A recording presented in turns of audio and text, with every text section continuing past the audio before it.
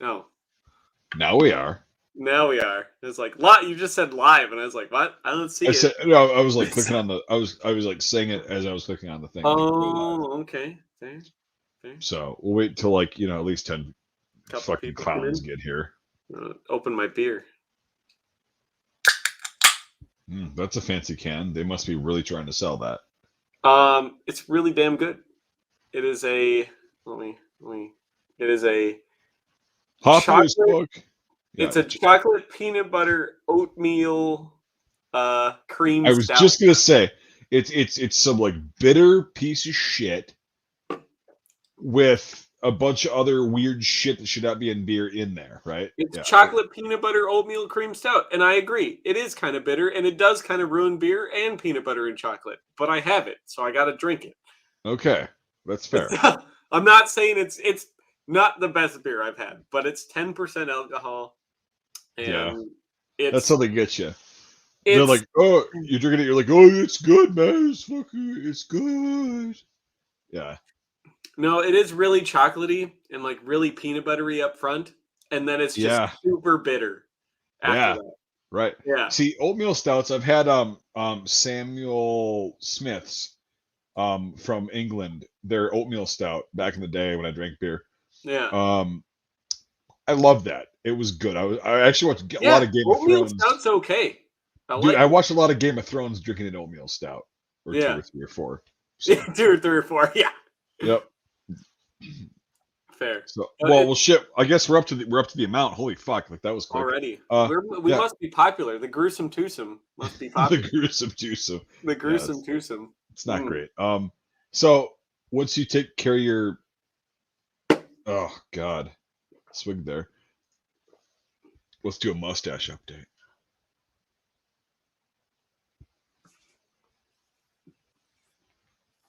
This is pretty voluminous already. Right now, I got the BTK killer mustache going on. Hey, the world needs more BTK killers. Right.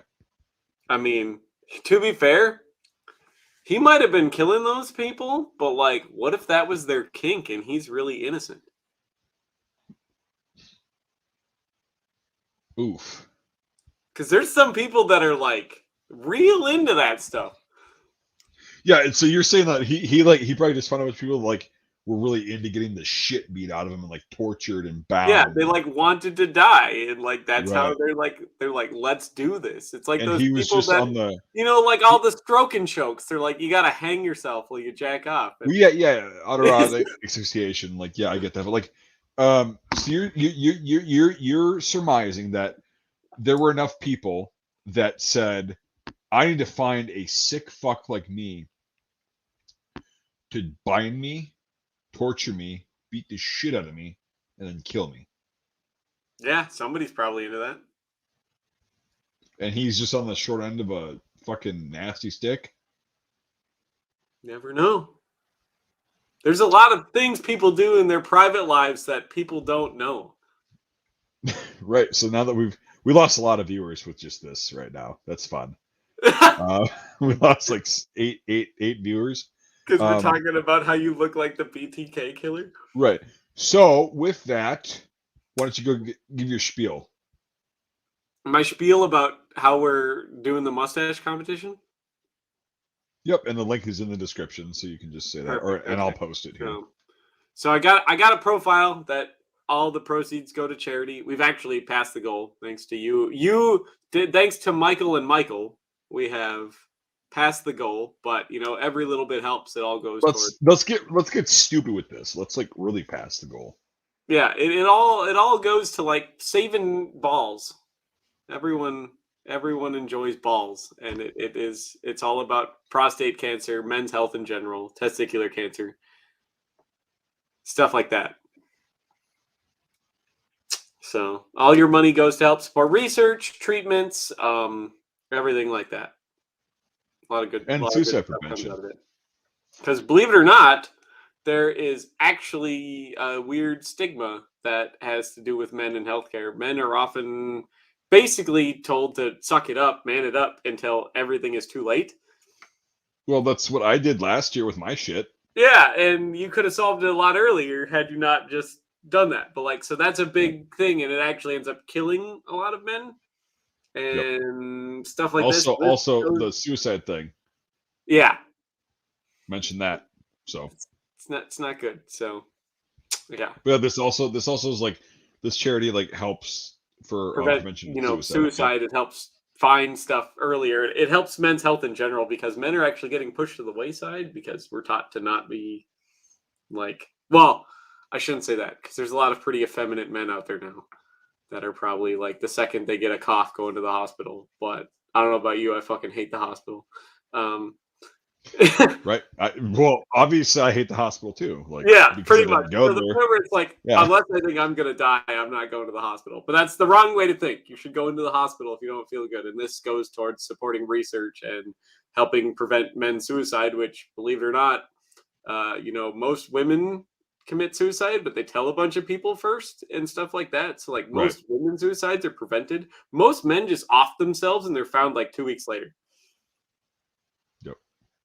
And so there's a lot of stuff that this all goes to help. So it's anything is appreciated. We don't get any of that money. It all goes to Right. goes A bull to moose. A bull moose. support and I will awareness and all say. that other good I stuff. will say, a fellow Tim Dillon fan. Thank you, a bull moose. You heard that podcast. It's fucking funny. Become wow. All the You memes have to that have start. come out of this that I've just been laughing at for No, you have to listen to Tim Dillon's like podcast. I do. I Okay. subscribe to him on like Patreon. I'm actually a Rothschilds level on his, so Wow.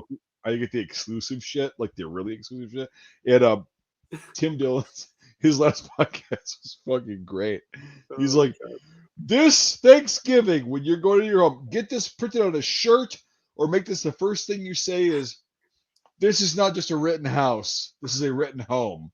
And spark the conversation that way. And I'm like, wow. oh boy, he knows. Oh God, I he don't knows. think I need to deal with that.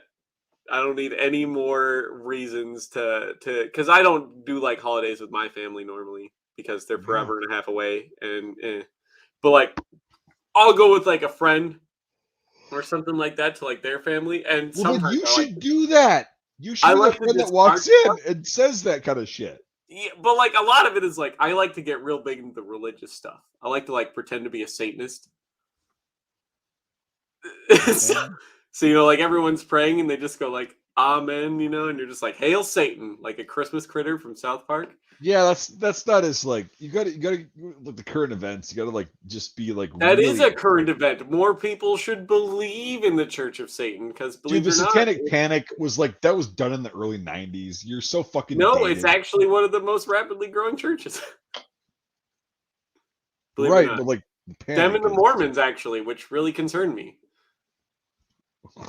well.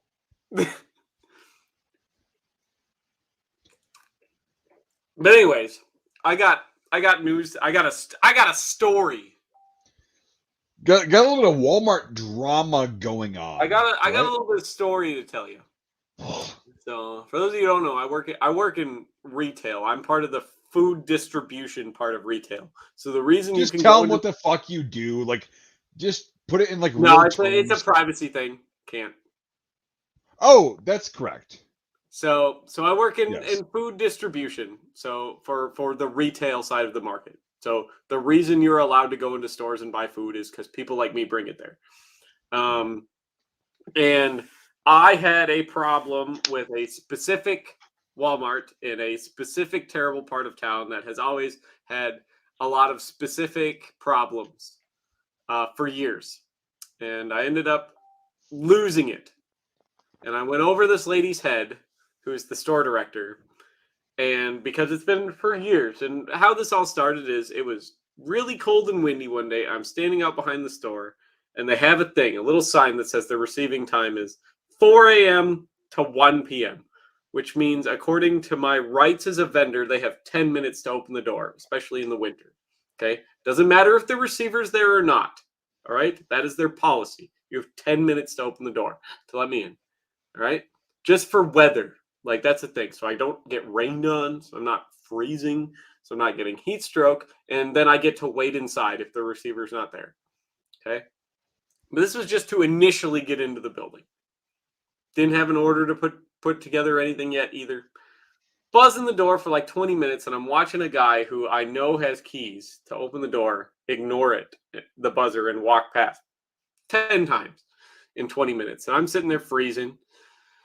Finally, I walk around the store and I come back in and I write my order and I'm like, okay, whatever. I'm pretty pissed. I had to stand outside. This guy knows damn well he can open the door and he's choosing to ignore me.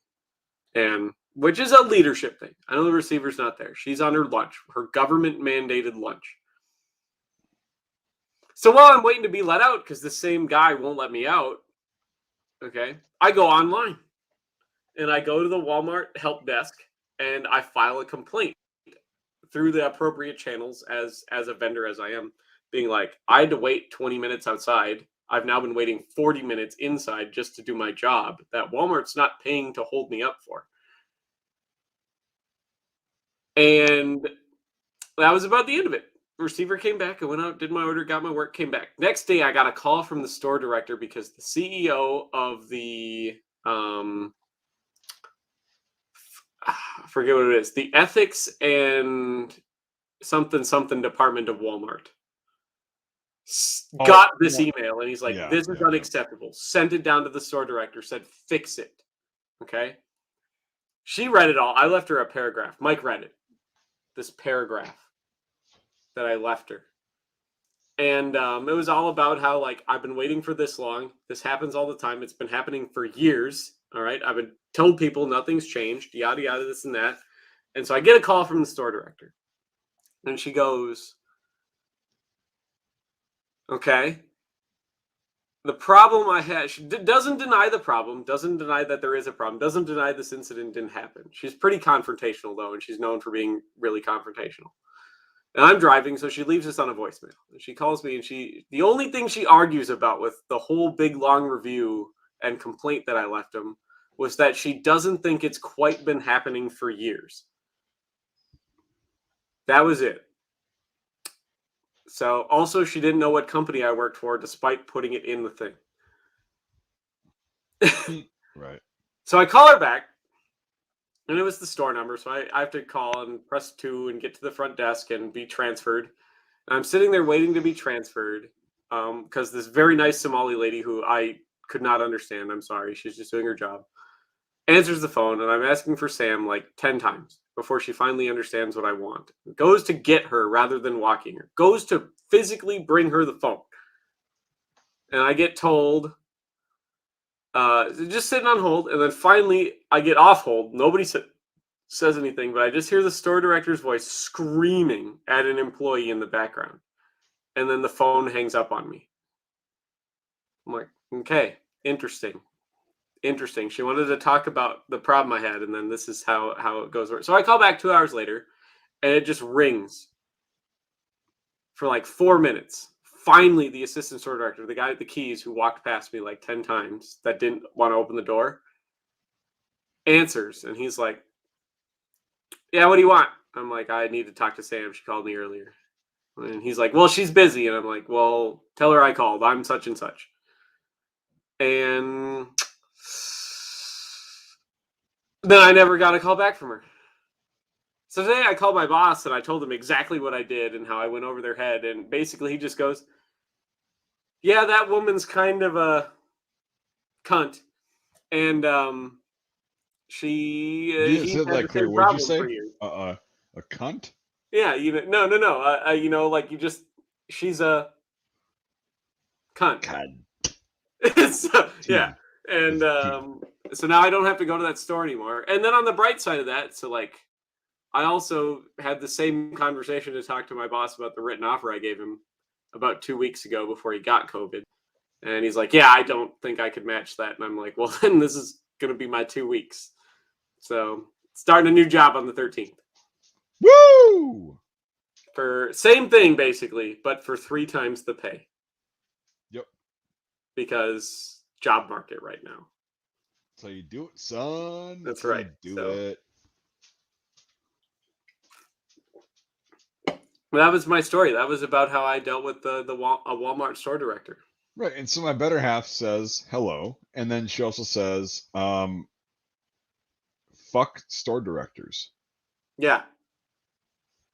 That's And literally what she's. I've known this woman for years, and she's got a stack of complaints like this thick on her desk, but she's a Doesn't matter. diversity hire because Oh, okay. So that was the third thing that my better half said was fuck diversity hires. yeah, she's a diversity hire because she's one of 2 female store directors in the state. Ooh, shit. That Yep. must mean she's competent. No, I've literally heard her multiple times yelling at employees in the back room till her voice cracks. Like, Yeah, that's people, not this good. is like Like their that, second day and they just don't know what's going on. yeah, that's someone whose life is a big pile of burning shit, and they So, get put in charge of people, and they just don't. Oh Christ, it's yep. just so bad. So yeah, so I left him a 1-star review on Google, and she got upset.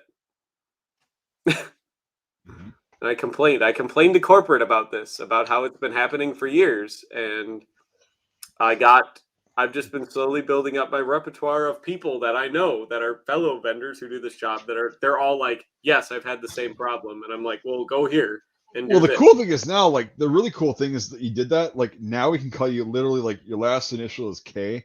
We Yeah, can call you officially Devin Karen. Karen, fair, fair. Fair. I did have to tell corporate on this lady, and they were very upset. I got to talk to the Walmart ethics and compliance CEO, Matt Miner. Compliance. Yeah. You will comply. He's the guy for all of the entire company of Walmart who's in charge of ethics and compliance, Matt Miner. And I got to talk to him. So Well, hey man, that's life in the big city. all the way in Bentonville, Arkansas. No, but like your experience, that's life in the big city, man. Well, it's Life in the just big that one city. place. I don't have this problem any other places. It's the weird part. Consistently here, though. Yeah, man. Life in the big city. Well, it's not that big of a city. It's the 3rd largest city in the state. Life in the big city. It's not even the 3rd largest city. If you count all the suburbs, it's like the 30th largest city in the state. The more you try to defend it, the more I'm just gonna say life in the big city, man. I mean, yeah, it's the city, but you know what? If I had all the money in the world, I'd love to live in the country and not do anything and hate everybody, but I don't have that, so I got to do this. Mm. I got to solve my problems through other channels. Yep. So Life in the big city. it's yeah, you know, it could be better. So I got a new job.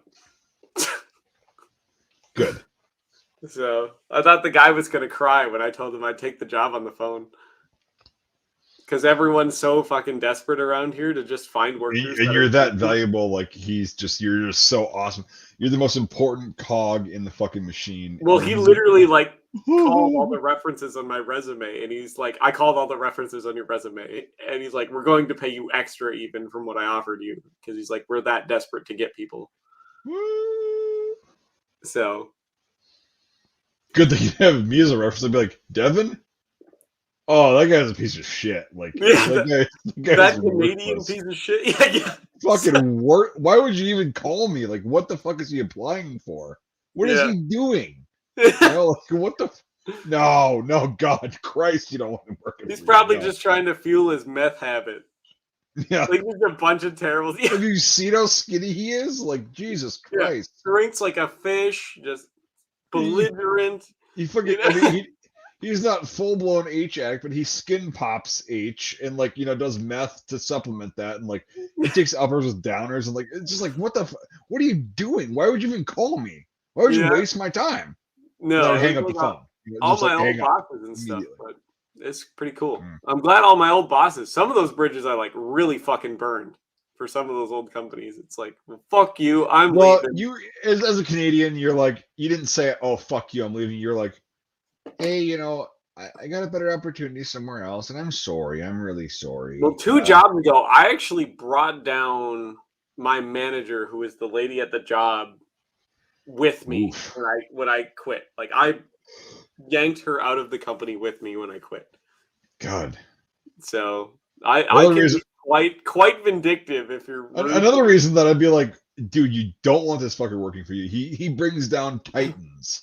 Like, you don't want this in your company. Like, you just She don't. was also a woman and also a diversity hire, so brought her down.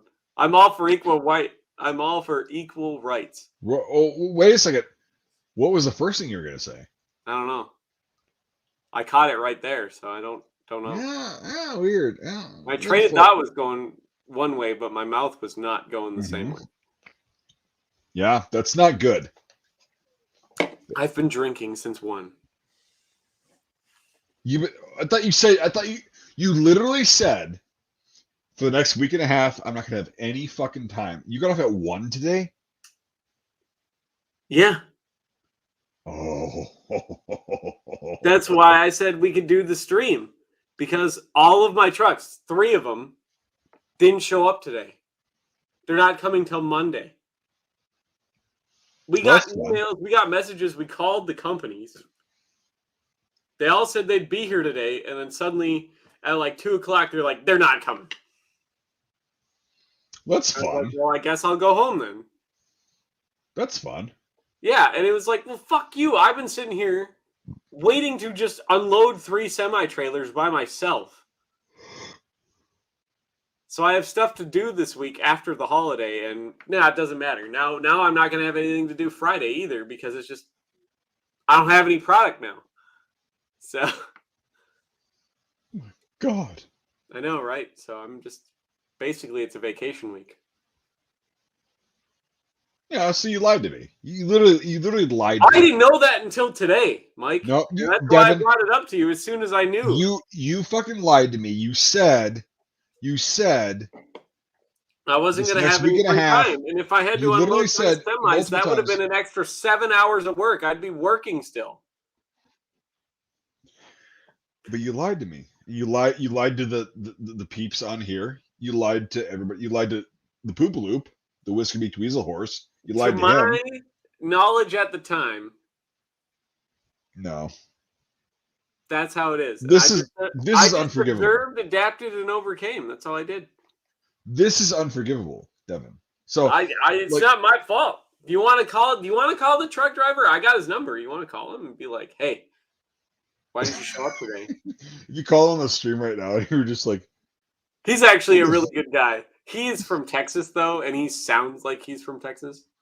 Yeah, man. Hey, what's up, man? Y'all. Hey. Yeah, he says y'all all the time. Yeah. Y'all want to go ahead and shut the fuck up. They're definitely implants, but like y'all want to stop lying to your fucking friends about how much you're gonna be working in a week, and maybe give them an honest... I fully expected to work this week. This game is a pleasant surprise to me. I was supposed to be working tomorrow because like tomorrow I couldn't deliver to the stores, but it was all basically unloading the trucks today, going home. And then tomorrow going back, sorting everything. See, the more you tell me, the more I believe you're Palpatine. And you knew the shit was going to happen. You planned it out. I didn't know any of this is going to happen. Well, I was hoping to be done enough to go to Thanksgiving. Okay, but let's be honest here. Like, you probably knew there was a good chance of this happening, and you just fucking said, "Whoa, we can't do a live stream." I was fully expecting this to happen on Wednesday, and now my boss is giving me more work to do on Friday, actually, because he has stuff, and he still can't. He's still out until Saturday, so. Oh, he's still alive though. He's still alive. He's doing okay. He's been vaccinated and boosted and stuff, so he doesn't even really feel all that sick. But that's weird. He's still alive. He has to be out for 10 days because he's vaccinated. That's the rule for vaccinated. You have to be out for 10 days. Stop talking about work. Jesus. Your name's literally John of all trades. Work is a trade. Yeah, so shut the fuck up. Quit your bitching or leave. Nah, he's an all right guy. John's an all right guy. We could be done talking about work. I'm trying to not talk about work any. It's one of your guys? One of your guys that you know? No, I don't actually know who he is at all. So. Well, then he's not a good guy. He's a fucking John of all trades. Oh, he's one of your guys, which means so he's here. So if he's not one of my guys, that means he's one of your guys, and so that means he's a piece of shit because he's one of your guys? Well, maybe there's a lot of pieces of shit that are I my mean, guys. But like that's fair. That's fair. That's that is very fair. Like I've got the numbers, like You and do. There's definitely some turds floating around in that punch bowl. So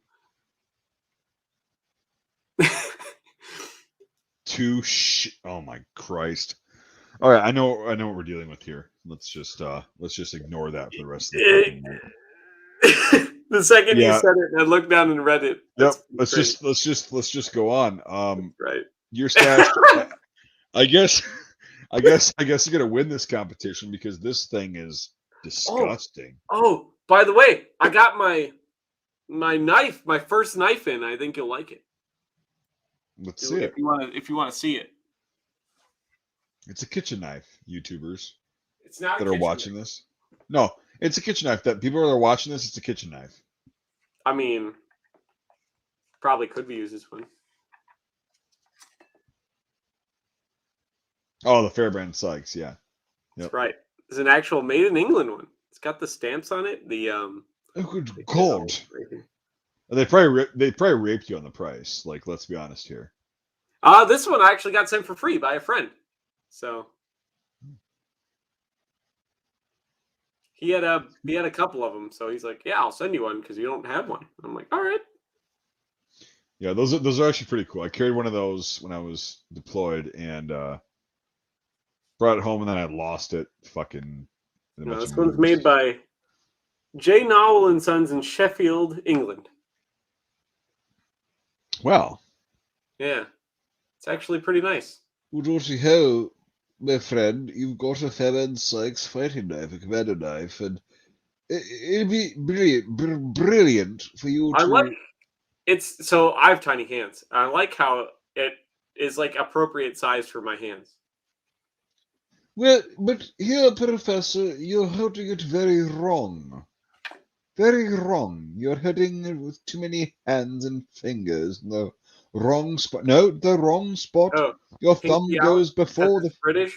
Like no, before the fuller. No, actually, I've seen it like people, old veterans that were telling how they use those. Your thumb goes before the fuller. Before it, like not no. Before the fuller. You mean the cross guard? Oh shit! My God, that was why I was looking at the knife. I was like, there isn't one. All right, so it goes before the cross guard, right? Your thumb does, and you kind of hold it lower down on there, and then yeah, it's like your thumb goes on that part like that. Your fingers a little bit higher up. You crawl them up, and then yeah, so that's kind of how they do this, and they're like, and then it's just very free flowing, like you can. But yeah, with the cross guard, like you have to have the full blade able to, go in to your target or whatever without it's a neat knife. And I'm like, it's pretty well balanced and it's actually sharp as fuck. But well, yeah, the thing is, it's sharp, and then yeah, that thing is like when used correctly, it's pretty effective. And they really put a because you can actually slice with it. Yeah, you can actually slice, and you can stab very well. They gave me this cool leather sheath with a little cap for it. Yep. It's pretty nice. It's free, so I got one. Yeah, they're very nice knives. They're very nice. I'm impressed with it actually. So I read a lot of reviews of this maker because it is just a reproduction, but it's like one of the better ones. And everyone's like, the fit and finish isn't great on them. And I'm like, the originals didn't have that great a fit or finish. They're meant to be crude, but effective. But they're mass produced. Yeah, like they're meant to be crude and effective. But the blade's pretty nice steel. The handle's cast aluminum, like the original. Well, and for the purpose and the use of that knife, it doesn't have to be that great. No, but like everyone's always like, well, the blade's slightly off center from the grip. And I'm like, that's on a lot of the originals. Yeah. The originals are literally just a brass fucking handle wedged over a tang of a stiletto blade, and then it's fucking peened over. Right. That's it. Right. That's the whole knife. But it's actually a pretty good knife. I was surprised by it. Surprised that it's smaller than I thought it would be.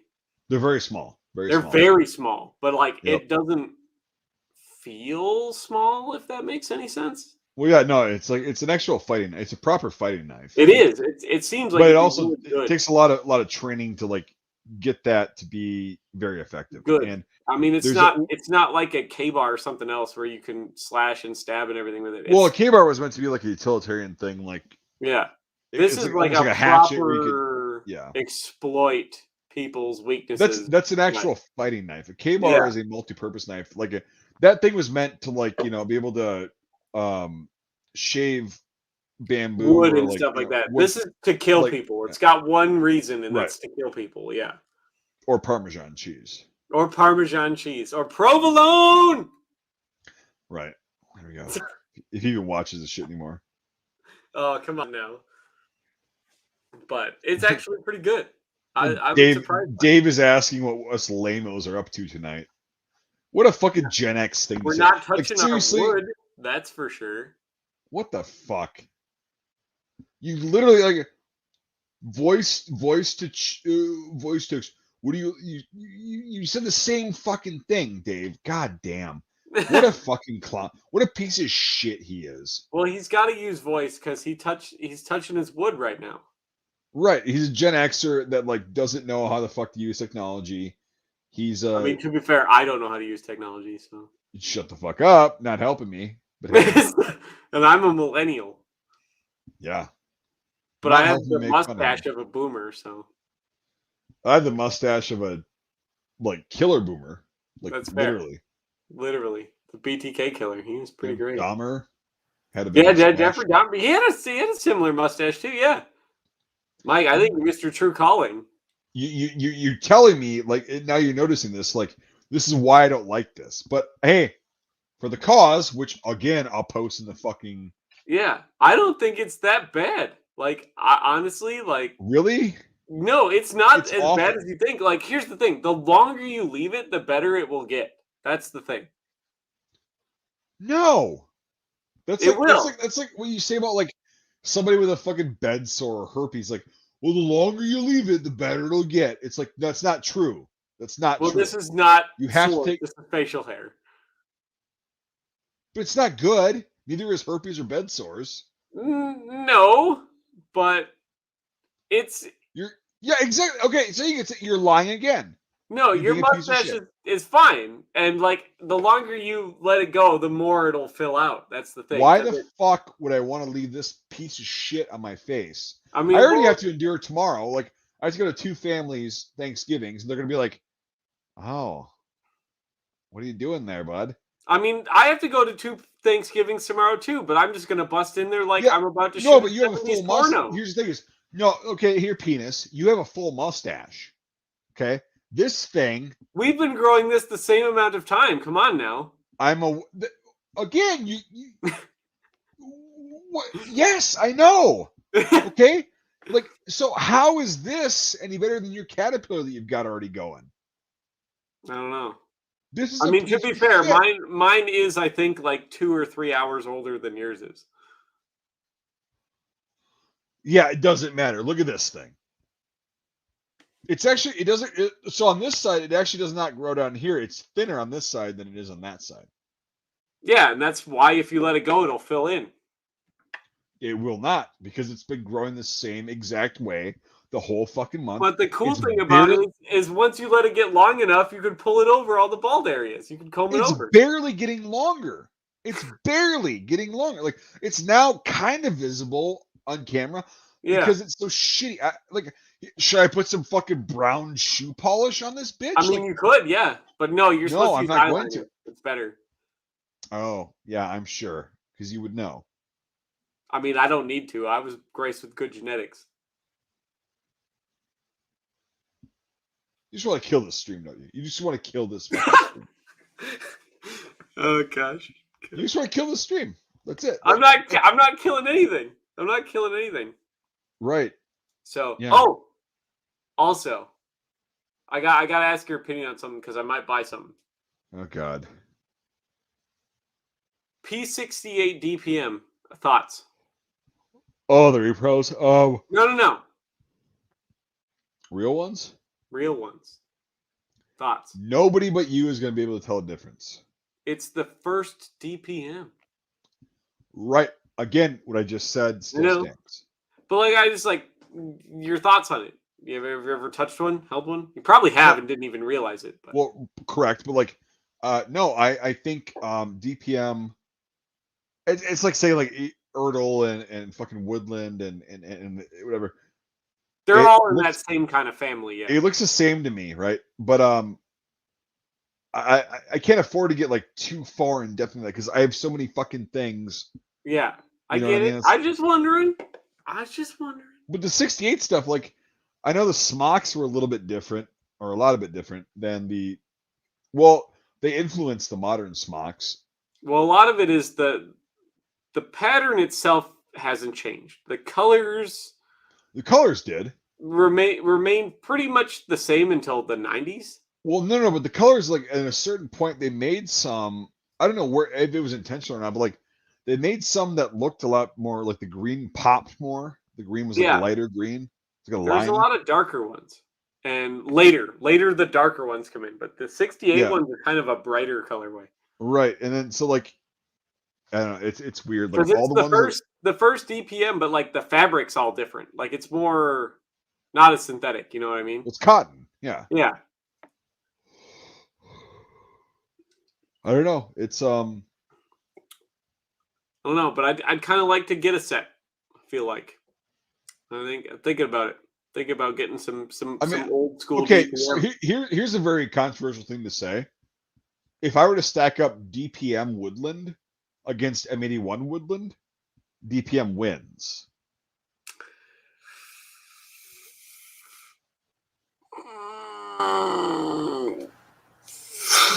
I'd say For depending the on where you purpose, are, but if you're just right? going But like for the if purpose, you just had to take a random guess, like you're going somewhere in the world, and you had to choose between those two, and you don't know where you're going, I'd say DPM wins. right? But even in like what Woodland was made for was Central Europe. Okay, CCE is a great example of that, and then Croatian Woodland, Serbian, all that shit, all the shit that's influenced off of U.S. Woodland. Now, I would say that in that environment, from what I've seen from pictures and people that were on the ground, DPM was better. Well, yeah, it's greener. No, the actual pattern itself, because it kept with the fading of the colors, like the kind of blending. Yeah, there wasn't a lot of hard edges in DPM. Right, and with M81 Woodland, there's hard edges. It's And all hard edges. That's the right whole with pattern. Yeah. Erdl, it was faded as well. And like Yeah. when you look out into whatever natural environment you're looking at, there's really not a lot of hard edges. It just kind of blurs in, and it's like Yeah, whatever. really. Well, I also don't like how because I really actually like M81 Woodland, but I've always wondered it's very brown Right, because it's they brown and modeled khaki. it after the Brown and khaki. brown dominant Yep. Erdls, but I think that was a stupid idea. They should have modeled it after the green dominant Erdls.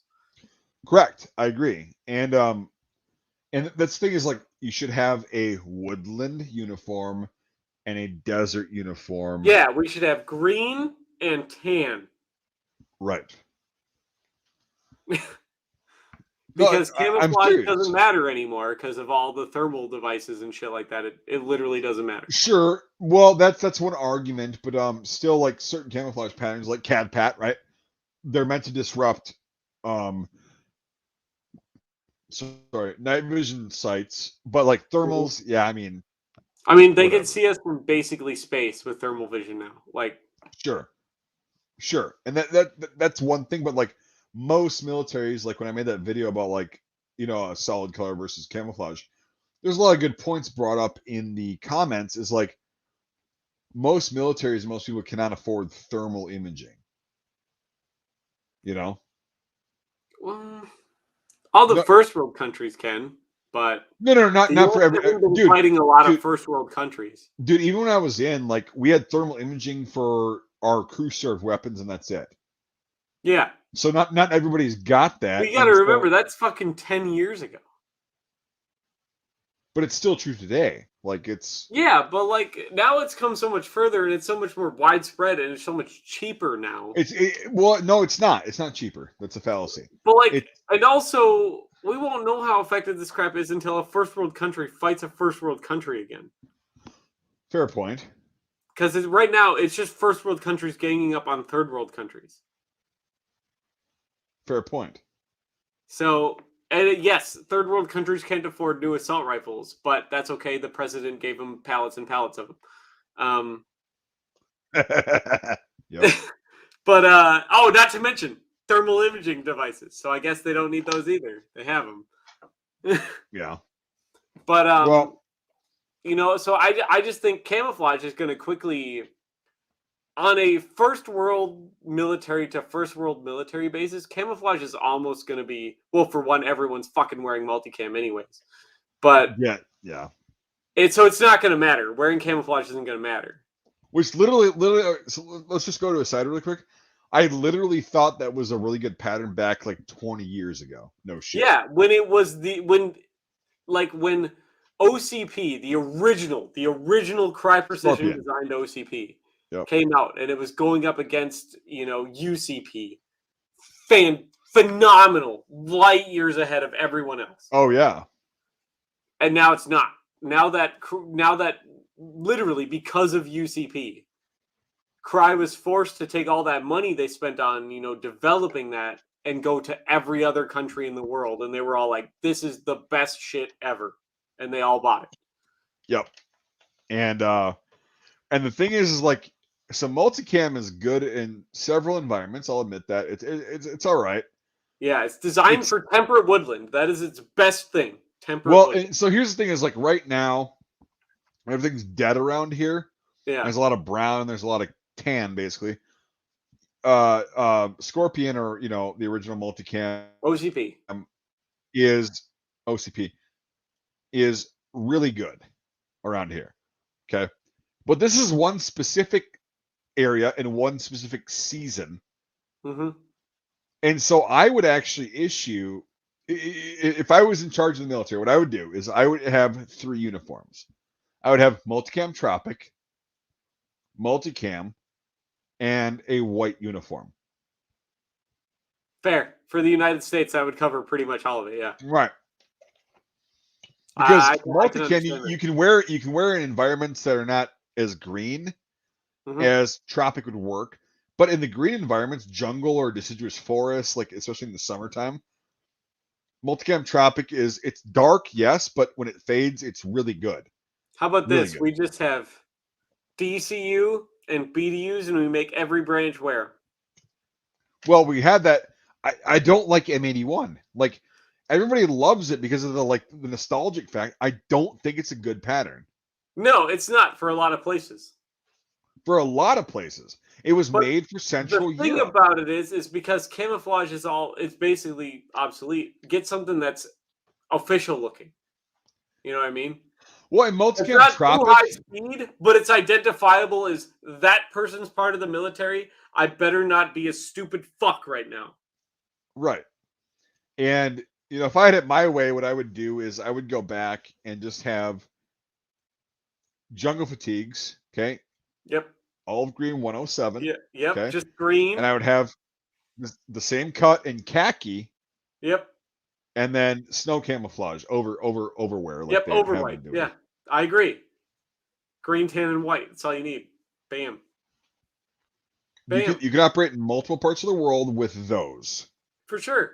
And now that it doesn't matter because of all the thermal imaging and advances in night vision and tons of other stuff. Well, okay, so even though I don't agree with your point currently as we're sitting, it will get better and more people have thermals, so I get that. But camouflage clothing, it's in most engagements right now. Even there's not thermal imaging on the other side because we're not fighting. Because we're beating up on third world countries. I was just gonna say before you so rudely fucking interrupted me again.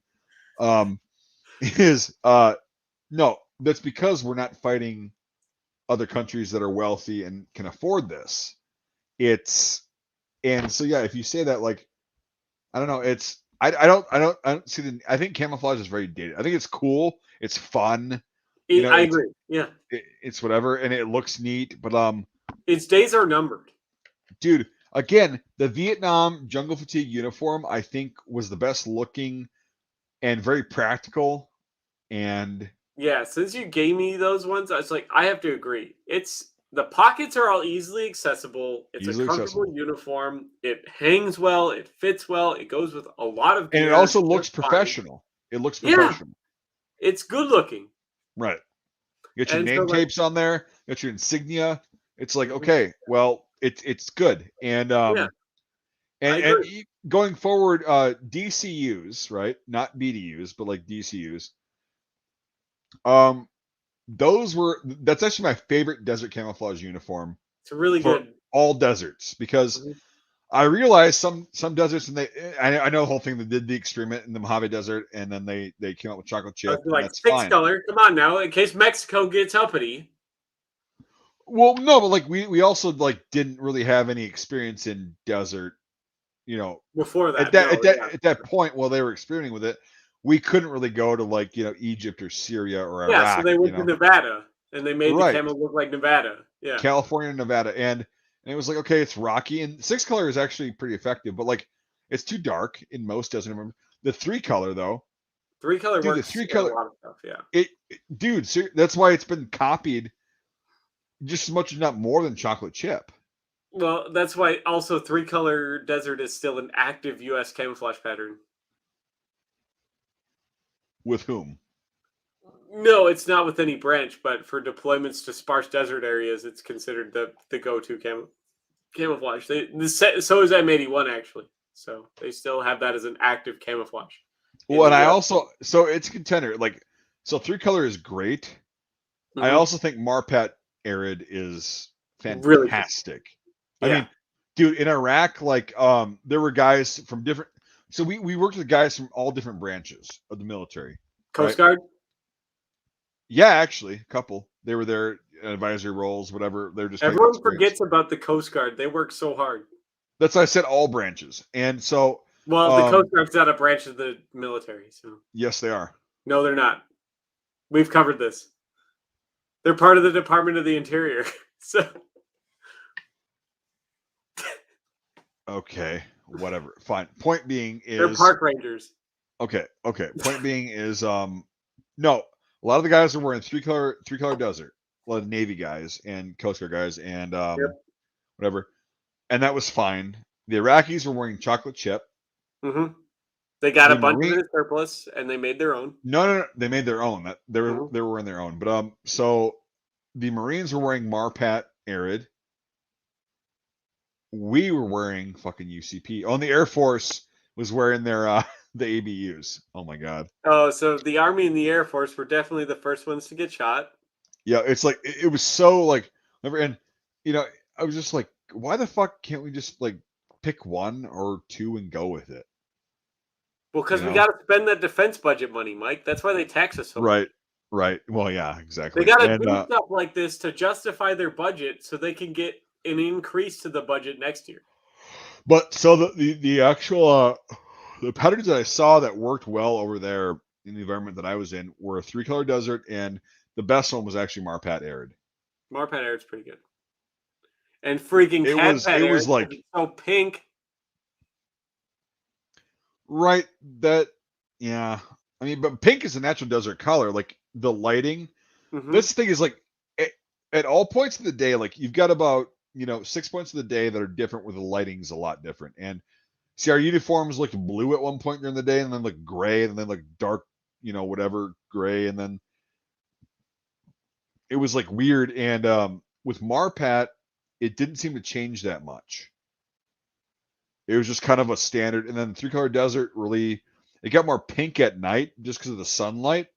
But that's fine because so did the rest of the sand So and did the rocks and desert. shit. Yeah, Yeah, the desert and gets it's pink. like Yeah. yeah, and yeah. So that's what I experienced, and I was like, Jesus, yeah, these are and chocolate chip. It's a little bit dark, It but is. Well, it's it's because it's designed for not that kind of desert. right, but it's definitely better than UCP. My God, Yeah, for sure. Well, six oh color my desert God, is designed for desert, whereas three color desert is designed for sparse desert. So desert without a lot of terrain features or full. right. And then and So also here's the thing is like it's kind of this thing is like 6 color will not work in sparse desert, but sparse desert will work in the shit that 6 color is made for. for sure, that's why And they that's a got rid of six color so quickly. Once yep, they, got three color desert, they were like, well, we don't need this anymore. right. And so that's the thing is very weird. But like yeah, and then the more it fades, actually, the better The 3 color better it gets. gets. Yep. I agree. I And like I like 6 color desert. I would have actually put if I were designing the 3 color desert, even though it's good, I love it. I would have actually put a light salmon hue, like kind of like the green is, where it's not really Yeah. bright, but it's still there. So you would have I would had have tan and salmon rather than the green and that kind of coppery no, I splashes. would have still had the green because that's also a hue that reflects very well off the sunlight and kind of blends in. But I would have actually made it a 4 color desert, and that's it. Well, have you ever seen the Bulgarian desert camouflage? Which one?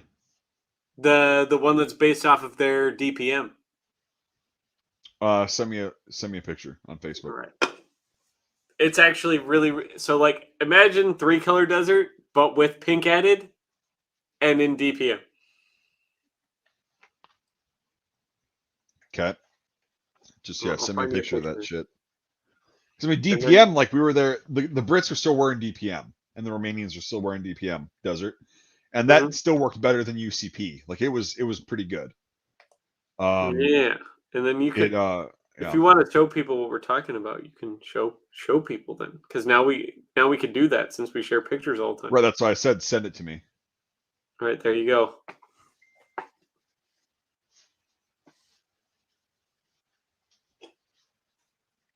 There's no pink in there. It looks like 3 color. It's 4 colors actually. Cuz it's just so their DPM is 4 colors. They're woodland. Yeah, I'm only seeing 3, dude. Like No, honestly, it's in there. It's definitely in there. It's just a reskin of their four it's also a colors. very small picture. Like It is a it's very small picture. yeah, But it's better than the regular DPM. yeah. It's more broken up. Like the green in there. Yeah, it's yeah, a lot better. And I think that would be a pretty good desert camouflage.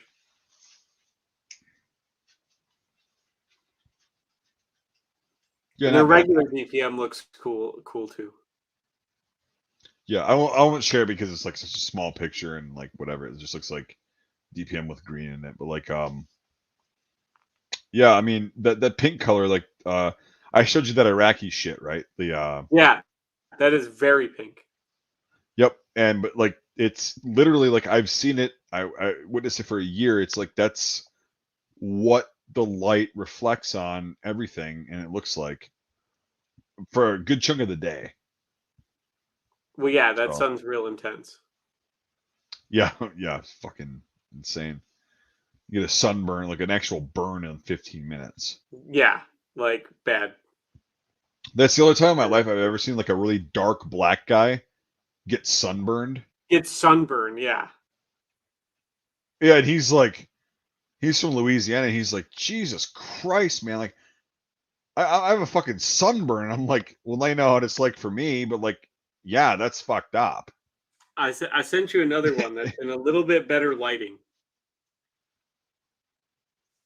And I think maybe you're right. Maybe it is 3 color, but it's a little pinker It's than like, yeah, it's only 3 color, dude. But yeah, the way the hue kind of comes off of it, it looks a little bit pink in the khaki part.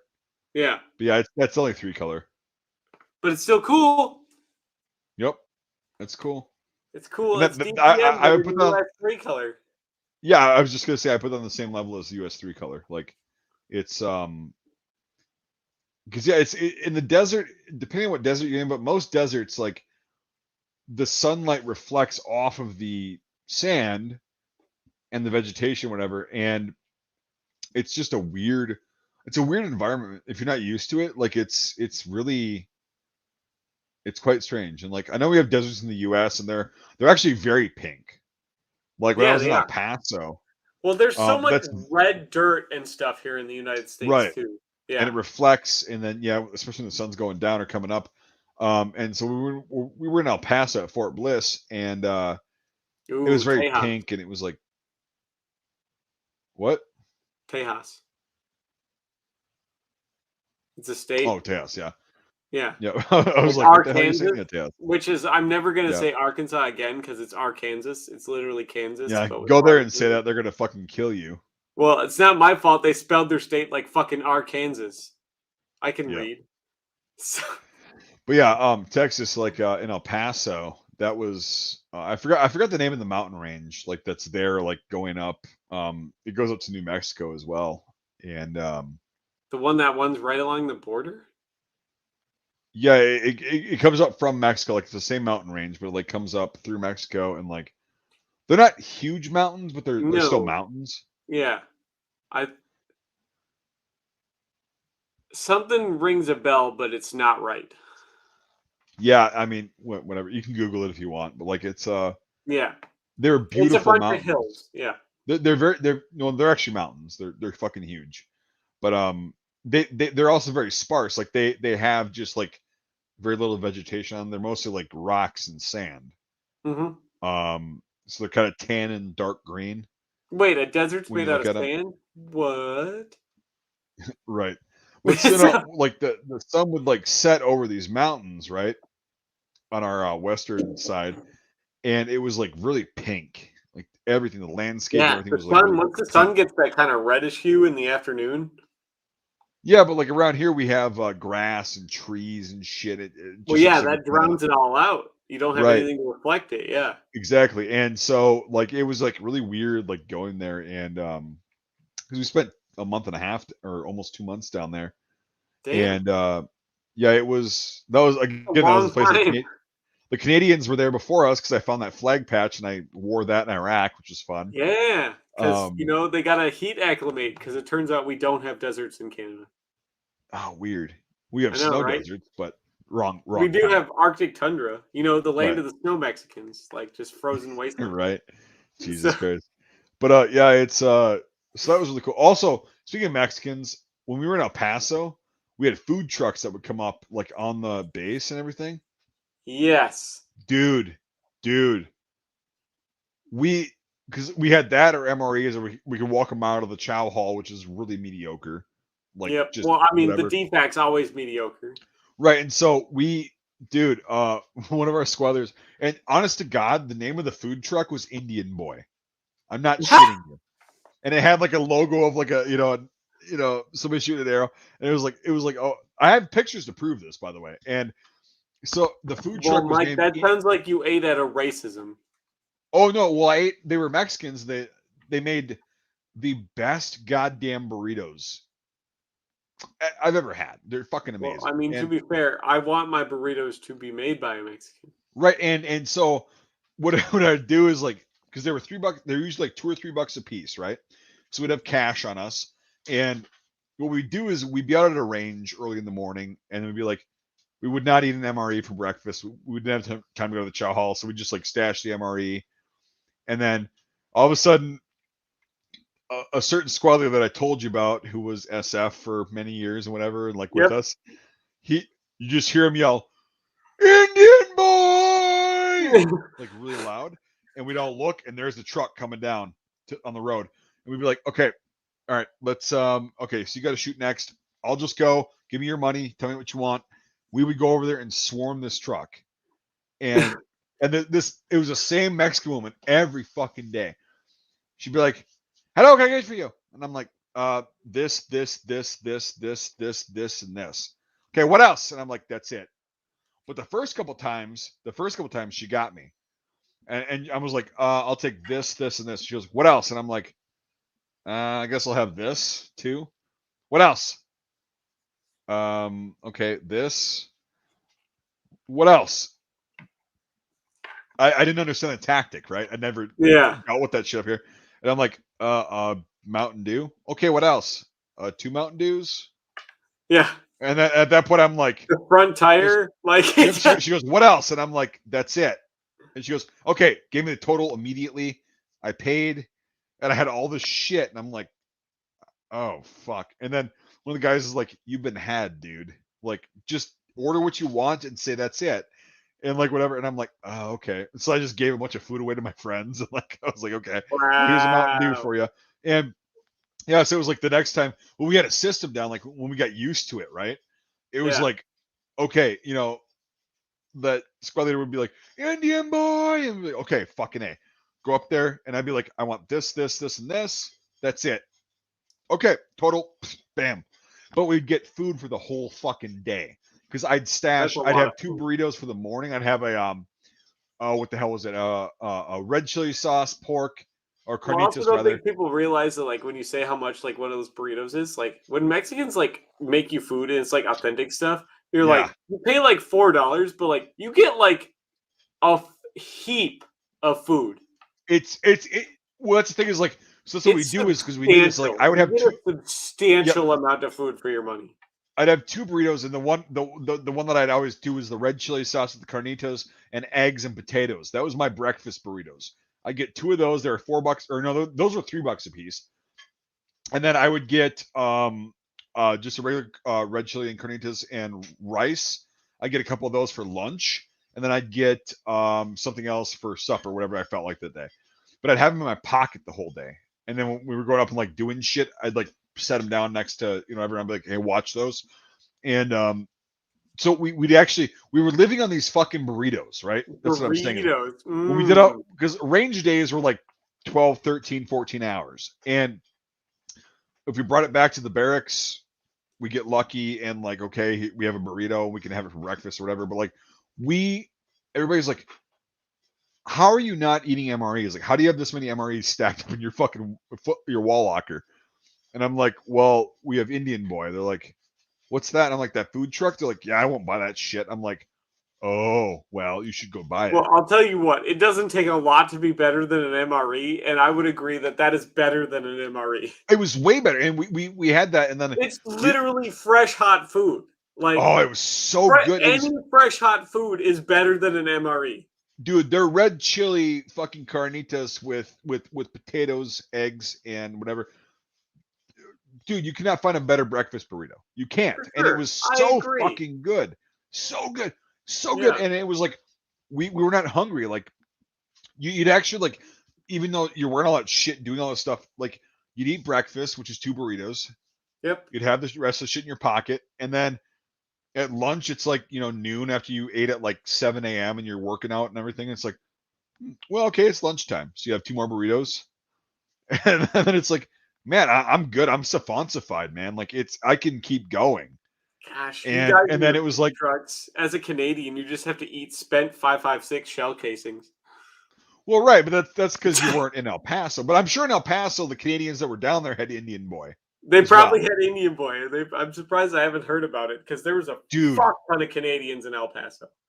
yeah, there were. Like I said, I picked up a bunch There's of a tattoos. shit like thousands. Like there's Right, thousands of I'm Canadians that aware. were in Like El Paso. Yeah. our entire one place we were at in New Mexico was like completely. It was occupied by Canadians before we were there. And Yeah, so that's there the were thing is, thousands of them there to acclimate for like a month. Yeah. yep, and it works because when we got to Kuwait, it was much hotter, but it wasn't as bad as going from February in Wisconsin to Kuwait. Yeah, it You wasn't know, going from nuclear winter for 10 months out of the year to right? polar opposite of that to But glass man, on the top of the dude, sand. we lived on Indian boy. Like we, oh my god, and it was, and then the times that we did go to the chow hall when we were living in the tents where the Canadians were. We would go to the chow hall because it was less. It was like 3/4 of a mile instead of a whole mile, Yeah. and it was better because they had Mexican people like working on the line, like Yeah. for the food, and they had like a part of it. I don't know if I talked about this before on the stream, but who cares? We always talk about food, but I love food. It's awesome. Food's great. Food eating is like one of my favorite points of the day.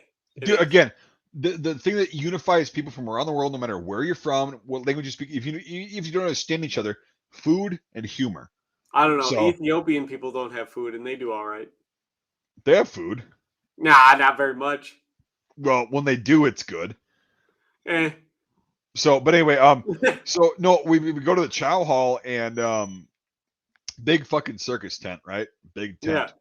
And we went there and they had like the American, processed shit. And I'm like, whenever I'll take that. And then we learned that like they had the Mexican bar on the end, and it's like, well, why are they opening up to us? Like, why don't they just make it for them? And they're like, no, that's for everyone. Like everyone Yeah, can you take that. just got to be like, I don't want any of this garbage till you get to there. Exactly. And so Yep, they had like because they don't want you to eat it. right, fresh roasted tortillas. They had fucking rice with cilantro and lime. They had carnitas, fucking the chicken, just taco meat rather, like for the American part of people, Yep. and hot sauce and they had all the veggies, and then they had literally fresh pickled jalapenos, right? Whole Jalapenos. pickled jalapenos. Yeah, jalapenos. I'm a big fan of Jalapeno. jalapenos. Jalapeno, Rick. You don't pronounce the 8 or I the want J. some of It's those silent. goddamn jalapeno chips. They're different. Jalapeno. Yeah, that's what I But said. Yeah. God, I fucking love that. But no, so they had pickled jalapenos. So I took a few of those and like I like spicy food and whatever. Those are what got me into like really going intense, and that's what helped me out in Iraq when I ate those really hot fucking peppers at one time. Yeah. Because I was like, well, Dan or my friend and I, we were both like, well, we don't know how spicy these are gonna be. Cheers, and we Yeah. just we just ate the jalapenos, and they were hot, but they're so Yeah. good. Like pickled For sure. jalapenos, they're crunchy. It's like having Yeah. pickles, but they're spicy, and Yep. it's so good. And so we would just load up. We would be the ones that like bypass all the Americans getting the shitty like food. We go to the Mexican bar and like have tortillas and fucking rice and beans and pinto beans and fucking chicken that they had, and it was just so good. And then all the vegetables, and that we just load up our plate with pickled jalapenos, and we're just eating those. And so when we went to the chow hall, that's what we did. But like other than that, it was like, yeah, I'm not having a fucking MRE. I'm Yeah. gonna Well, not do why it. don't they just start putting culvers on all the military bases? They should. They should. We should They should. petition that. The government's got extra money to spend now that the F-35 program's been scrapped and all the submarines are made out of not the right steel. So it turns out. Let's get some let's get some correct food on there. How about that? Let's petition the that'll be real fresh. All the petitions the government gets every year, like about what it is. Open a culvers on every military base. Right, but like, so for people that are either thinking about or in the military right now, like if you've got an opportunity at a chow hall to go to a non-American, like the chicken, baked chicken, fried chicken, roasted chicken, fuck, and then some shitty like vegetables or some like pasta or whatever, go to the other line if they've got it there of like ethnic food. I'll say ethnic Yeah, food. Go there and eat that food. It's going to be so much better. It's so much tastier. And it's not as terrible for you. There's not as many for sure. preservatives. They don't put any like preservatives in it like the U.S. does and Well, stuff. some of the The U.S. shit is does, the like, only one who yeah, actively puts poison in their food, but right. like, And yet, yeah, you go to the world foods portion of the yes, line yeah, and get because whatever that is, and you will have a much more enjoyable experience. well, and like I've talked about it before on the stream a lot, and like I talk about like I had the shits for the first like 3 months when I was in Iraq, like just completely all the time. I was just like diarrhea, like I mean, the white knuckle, like cramping, and I'm like, God Yeah, damn it. And then I started eating Iraqi food because I which knew is clean and fresh well, no, and no, no, made no, no. I that start I day. started I started out I started out with the Indian food, right? I Yeah, started with in the their Indian chow food. hall. I remember Yep. that. Yeah. Yep, exactly. And so I started with that because I was like, can we eat this? They're like, it's out there, eat it. And not the Indians, but like people were like, well, yeah, if they didn't want you to eat it, they wouldn't be out there. Like, just fucking go for it. So I experimented with that, broke my tooth almost on the bone, but then I figured that out. And then so I started eating the Indian food.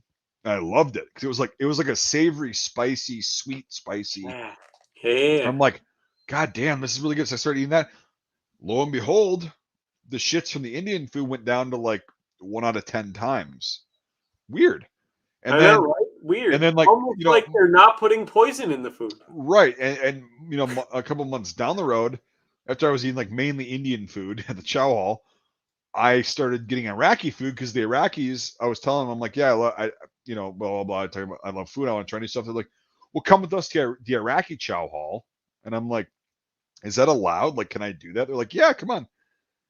And so I went in there and like I think I told that story, but I'll Yeah. tell it again. It's like I walk in there the first time, and the couple of Iraqis that I was working with Just looking at you all knew weird. very Yeah. well. Yep, the whole place goes silent because I'm this like giant fucking 6 foot White at the dude. time, Yeah. and the white dude wearing a U.S. uniform, and they all just went like looking at me funny, and the Iraqis just look and they're like makamush or yeah makamushkala, no problem. no problem. It's not a problem. And so, like, okay, what do you want? And I was responding in Arabic back when I knew it. I was Yeah. like, yeah, can I get some of that? Cool. And they gave me a shitload of food, and I'm like, okay, thanks. Well, I'm like, that's the thing. Food and like protein and like filler and out like stuff like that here is so fucking expensive, but over there it's so cheap. right. And they would make lamb a lot, which was fucking awesome. Awesome. They would It's one of stew my lamb. favorite They'd have it foods. fresh. It's really good, and it's Well, if it's it's done not right. for If it's done everyone right. because it is kind of No, gamey. it also has to be done right. Yeah. That's the thing. And so stewed lamb, which they use lamb in like stews, like we use beef, like stew Yep. beef. And so the first time, like they were sitting there and like the cooks and everything, they were serving me and everything, and I was just kind of pointing, and I'm like, that, and I was like, shukran, and all that stuff. My tray was fuller than all the other Iraqi Just guys, and I'm like, mounded over. Yeah. yep, why are we doing this? And so we sit down at a table, and there's an Iraqi guy to the left and right of me, and I'm like, assalamu alaikum, and like, yeah, okay. They're looking at me weird, and then the Iraqi guy started explaining. They're like, yeah, he just wants to try our food, and they're like, oh, okay, yeah, yeah. And then they started pointing, like yeah, Yeah. this. And then when I took a bite, they were all looking at me, and I'm like, oh, Koluzian, like really good. Yep. And they're like, oh, you likes it, and I'm like, I can't fucking eat all this. And my rule was clean plate club, like that's how I grew up, right? Fair.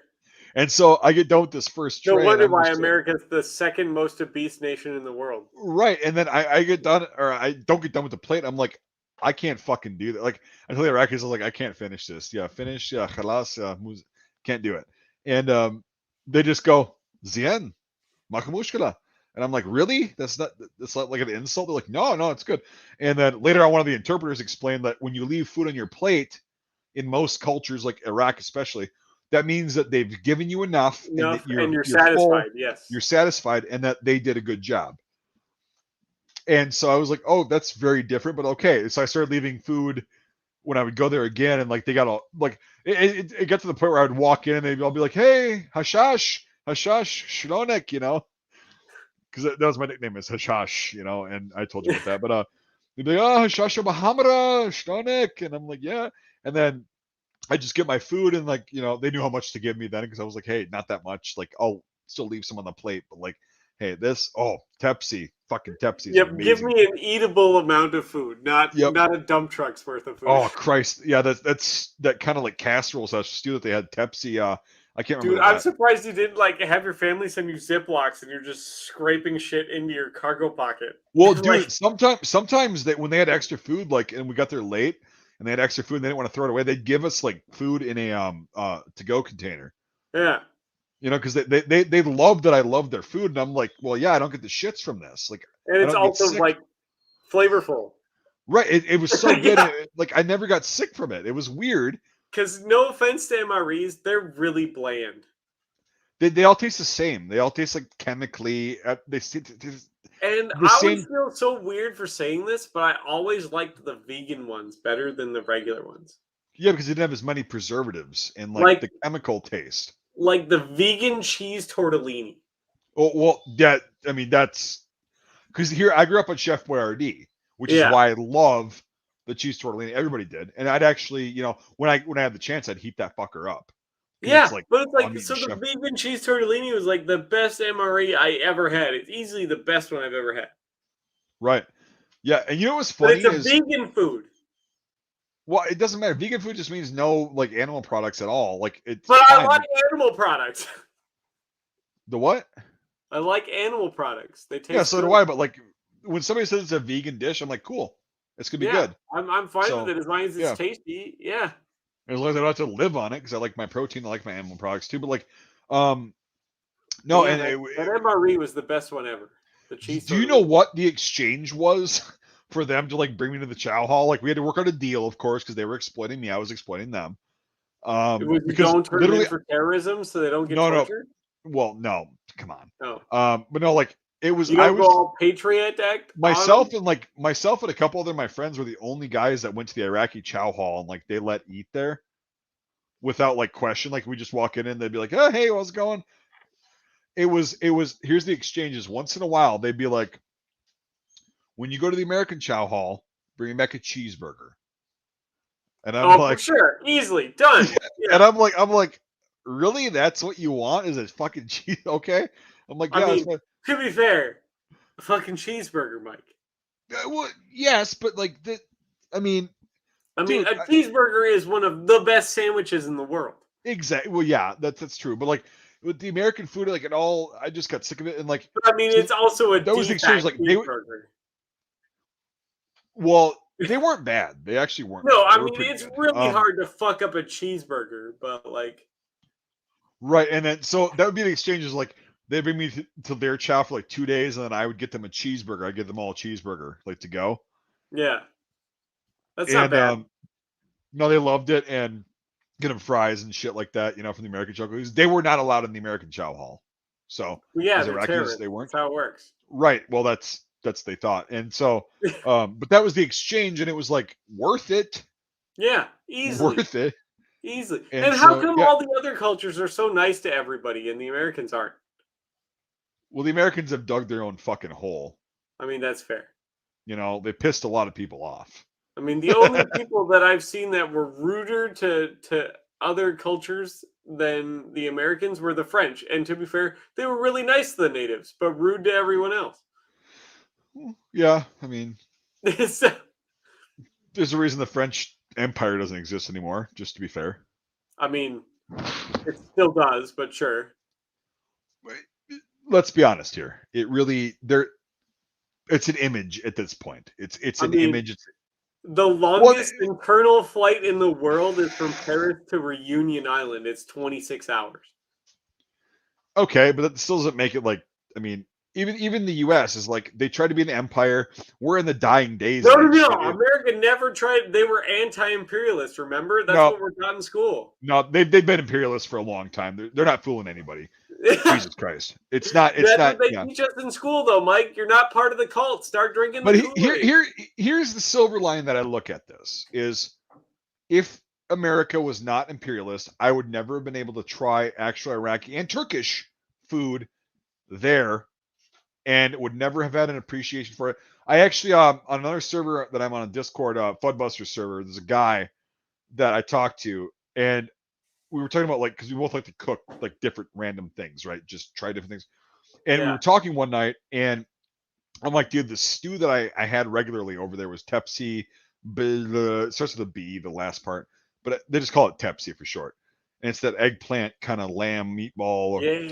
Eggplant's great. casserole that I was telling you about Aubergine. that. And so I told him about that. He goes, that actually sounds really good. And I got him a recipe, and I was like, yeah, this is pretty close to what I had. And he made it. And he goes, dude, my wife and I like ate the whole fucking pan. He's like, we thought we were gonna have leftovers. Like we ate We the whole gotta do fucking that. thing. I want to try that. We gotta make that. Okay, yeah, we could do it. It's cheap. I just gotta get an eggplant, and don't even fucking say your French word for it. I don't give a fuck. Aubergine. Yeah, but it's eggplant. It's like lamb. They use lamb and they like grind it up into meatballs, or they just use I can chunks. get ground lamb like here. Like they sell it all around here. Like I Good. can literally Yep. pick them up on the way there. Yeah, and we make meatballs out of it, spice a certain way, a couple spices. And it's basically we would cook it in a casserole pan. They cook it in a weird pan in an Adobe oven. But like we Yeah. can just do it in the oven and it tastes the same. And you serve it with hummus, which is I gotta find a gluten-free way to do that because the hummus is like the flatbread, so they call it. And Yeah. they use that to grab tepsi and rice in a bite. Well, I And mean, then if you want, I could get you some like gluten-free tortillas. no, not the same I thing can at get you all. some gluten-free like pita bread. No, it's a very specific kind of bread. It's very. So you got to try to make some. I got to try to make some, We'll and get to work on it. all right, penis, I will. But anyway, That so yeah, sounds really good. I you like just basically aubergines and I like sheep. yeah, well yeah, it's that, and then it's got a bunch of like potatoes and fucking vegetables in it and Oh, it's shit. got taters in it too, and I thought it couldn't get any better. Yeah, and it's got tomatoes, potatoes, peppers sometimes, and so then, yeah, you just break off a little piece of the hummus, the bread, and you grab some rice, and you grab some of the tepsi, and then you just munch on it. They don't use utensils for that meal, and it's so fucking good. It's so fucking Oh, good, utensils are overrated. I agree. right? But and then so so could you imagine what Iraqis would have for breakfast most of the time? Food, probably. Correct. But And what kind of kefir. well, kefir is they drink it through the day. That wasn't just a breakfast thing. No, well, it's an all the time thing, but Yeah, that's where I learned about it. Well, I had it before, but I didn't know what it was, and then they let me try it, and it was the plain sour thin the kefir, real and sour kefir, yeah. I'm like, whoa, shit! It's like Like this like doesn't have any like you sugar in know it. the sour candy, like for people that have never had like Yeah, actual like yeah. homemade kefir that's like regular, not It's flavored. it's not really It's sour. like It's those just it has sour a candies fucking that make your mouth like well, want to water and pucker. and it's It's yeah, it's that not bad. like that. It's just more of a kick. It's like an effervescent, like Yeah, oh shit, like okay, and it's warm. They drink yeah. it warm. They don't drink it cold. And No, so it was like everything's room temperature. Yeah. yeah. And so anyway, they do that. But what do you think in Iraqi food, like the main thing that I would eat would be for For breakfast? breakfast, I don't know, probably bread of some kind. Not necessarily. Pancakes. Nope. Oh, rice, Nope. water.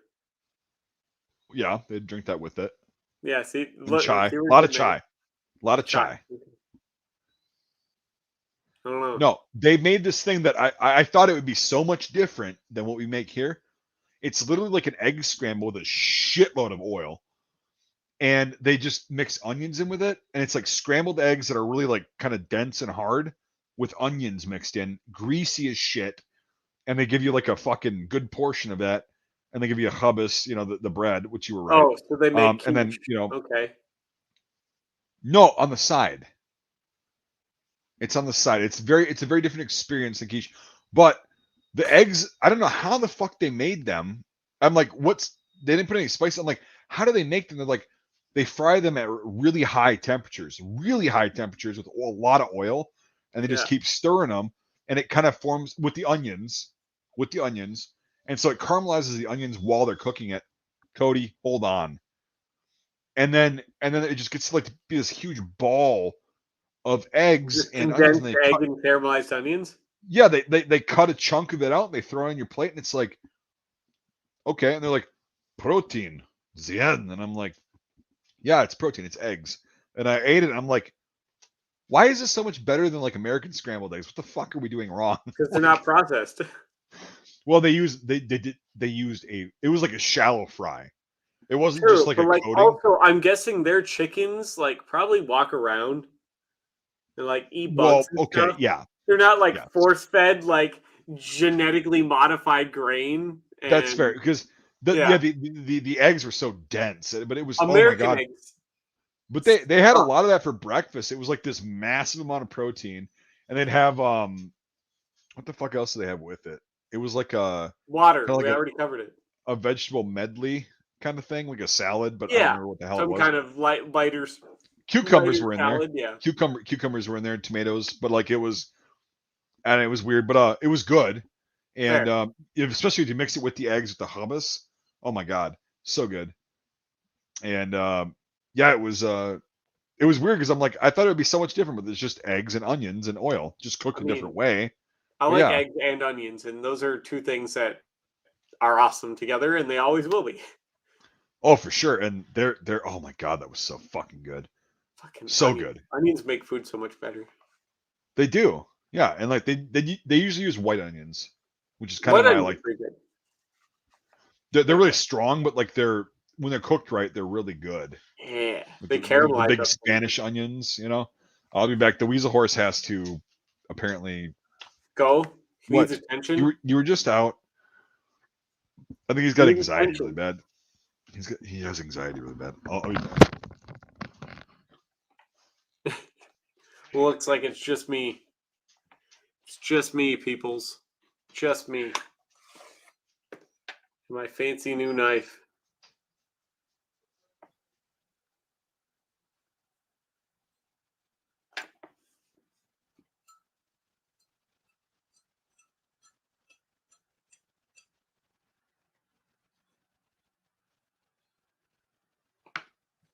Really like this. This Fairburn Sykes is a pretty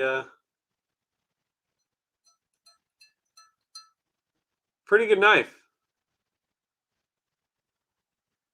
Hello. How's it going, everybody?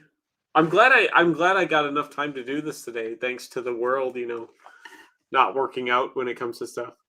I should try to peel potatoes with it. That should be like a knife test. Can you peel a potato with it? See your Photoshop. I did see your Photoshop. It still has the stamp on it, the water stamp. It is definitely blued. This is one of the UK made ones. You can get one of these for about $100. It's probably one of the nicer models. It's actually made in Sheffield, England by an English company. So they put a very nice blue on the blade. And then, of course, just the cast aluminum handle held in place with a nut, like normal. Baldwin's so overdone. You know what I mean? Alec Baldwin's had his time in the limelight. It's moved on to Kyle Rittenhouse now. It was pretty funny. We all know mayonnaise is the best sauce. And mayonnaise is a sauce. It's not a condiment. It's a sauce.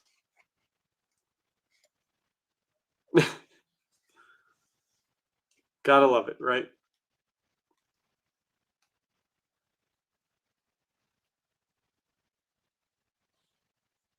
Bring back Mel Gibson.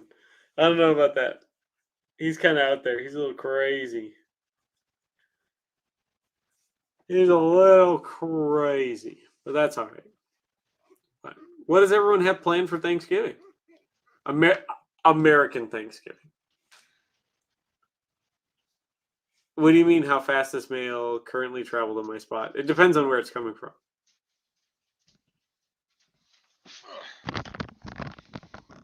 Yeah, he just had anxiety. He wanted to go outside and bark at a shadow for like 5 minutes. Okay, fair. I was getting asked so I probably should do a sleeve rolling video.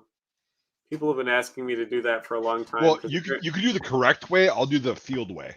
Fair, because apparently I'm really good at rolling my sleeves to the standard of the book. Well, that's because you're a fucking British colonialist, like perfectionist. That's right. Boom, firepower. Got to show off the guns. Yeah, and neither one of those are British. But hey, but yeah, I'm really good at rolling sleeves. It's a thing that I've had thousands of sleeve rolls to practice. Well, that's because when you're in a military that doesn't actually need to worry about combat shit, you worry about shit like that.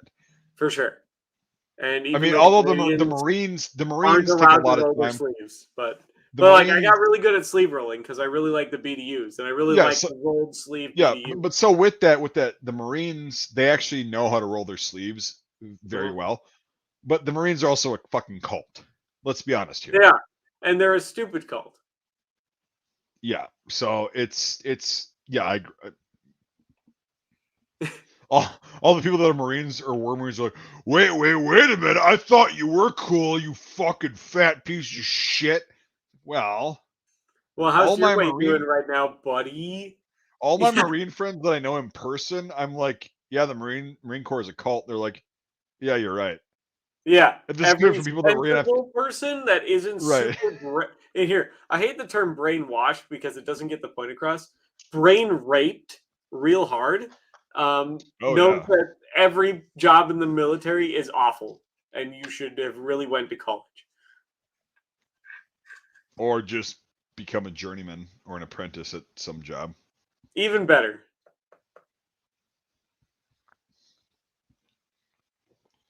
But all the Marines. Yeah, all the Marines are like, I'm gonna unsubscribe, you fat fuck, and it's like, well, again, if I literally, if they were available, I could literally contact several of my Marine friends that were in Afghanistan and actually did some shit, and I'd be like, hey, so and so, is this a cult? And they'd be like, yeah. Yeah, the Marine Corps' number one thing they're worried about: brand recognition. Brand recognition, yep. They stamp the EGA on their fucking underwear. Like, come on. Well, the Army just doesn't have the money for that. If they could, they would. Every single fucking article of clothing they wear. Yeah. Like, duh, we know. We know. You don't need to put it on your fucking underwear. Yeah, That's right. it's a cult. It's a cult. It's definitely a cult. That is funny how we dropped like 10 fucking viewers like They're that. all Marines. That's who watches us. It's all a bunch of No, Marines. it's not Marines. It's the kids that want to be Marines. They're like, Oh, oh, yeah. fuck this shit. I Well, want you know what? subbing. They can go eat their fucking blue crayon to get a swimming power up. Get out there. Right. And that's, they don't know this, but like, yeah, again, my dad was a Marine, is a Marine, Uh, I know so many people who are Marines, and they're all like, yeah, it's cool. It's great. I'm glad to have done it, but like, it is a cult. They got a history, but like their history is very cultish. Yep. And it actually didn't start being cool until World War One, at the behest of the Army's Second Infantry Division, or For Second Division sure. at that point, not And like Infantry Division, the draft during World War II, every fifth person went to the Marine Corps. something like that. Yeah. Yeah, it was like so you just got voluntold to be a Marine. It wasn't like something you really like signed up for. Well, their training is really fucking tough, and it's fucked up. Yeah, but like that's part of being a cult member. Hmm. You got to drink the Kool-Aid. You got to eat the mud. You got to do whatever. You got to suck all the dicks. Like Yep. all that stuff. But it's funny because like a lot of the Marines that like never deployed, they like did all this, they're like all hardcore, and they're like, oh, were you in? And I was like, yeah, I was Army. They're like, oh, were you fucking Jesus Christ? I'm like, yeah, but I was infantry, and they're like, oh, okay, well, I'm like, but how does that make it? Like, I'm like, really, like, let's be honest here. How does that make a difference? Like, you were a fucking pogue in the Marine Corps. No, every Marine's an infantryman. Or, no, a rifleman. A Marine's Yeah, rifleman. whatever fucking stupid shit they spill out of Yep. their cock holsters. And yeah, why are you like when I said I was infantry, why is that okay? But like, combat engineer, tanker, fucking supply, 88 Mike, truck driver, why It is that wouldn't not be a okay? job if it wasn't important. Right. And so that's why well, but your infantry, it's like it's more comparable to the Marine Corps. I'm like, fuck you. Yep, Fuck get you. bent. Yeah, get I'm bent. really glad you guys have M16s because they're slightly better than the M4, but like, other than that, get out of here. Yeah, it's too bad you haven't held one since fucking, you know, boot camp. That's great. I shot your A4 not too long ago. No, not you, but like, those guys. Like it's like Yeah, it's too bad that you haven't held one since fucking boot camp. You're a Marine and you're fucking, yeah, it's like I respect people that aren't cunts. I will give them that though. The A4 is pretty nice. It's better, yeah. Obviously, there's a lot of Army units that did have that when I was in, because they didn't want to do that. But no, like Marines, I've met a lot of Marines that like they're like, yeah, I drove a desk. I'm like, well, Yeah, what'd you do? Like I was supply, or I was motor T or whatever, and I was like, oh, right on, that's cool. yeah, And they're like, they're not cunts. Like, what'd you do? I was like, I was infantry, and they're like, right on. And it's yep. like, whatever, cool, honestly. Like, Those are but but you get that in every branch, but it's the same thing in like society. It's that small group of people. It's just yep, larger in the Marines because their IQ so low.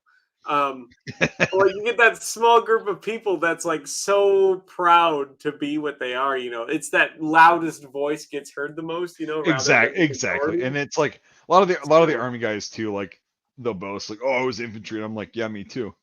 Well, what were you? Cool. And it's like it turns into a bigger dick contest. It's like, For sure. You know how many times like I have to do that? Like I'm at the bar drinking and I'm like talking with somebody about it and they're like, "Well, what's your MOS?" and blah blah blah. I'm like, "Well, I'm Canadian."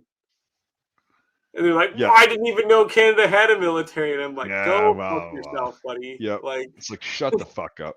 But yeah. no, like no, I get along with pretty much everybody that's in the military. It's like when I ask what their job is, they just say it and they go, "That's it," and I'm like, "Right on, awesome." Right Like on. I Good get it. job. Did your part. And then I usually turn it into actually like self-deprecating shit. I'm like, I was a dipshit at 17 that decided to join the infantry. There you go. Like, I was like, that was really dumb because I got nowhere in college with that. Like 8 Phi Ed credits. What the fuck is? I mean, come on. Yeah. 8 you know, fired credits. and then it literally that's what infantry translates to. Army infantry translates to 8 FIAD credits for most colleges. Who the fuck's doing physical education in college? A lot of people. Gym teachers, maybe. We'll see. But yeah, it's funny Like, though. you But should definitely be a gym teacher. You look exactly with that mustache like every middle school gym teacher I've ever yeah. seen. All right, here. Let me catch my breath first, guys. I just walked in here.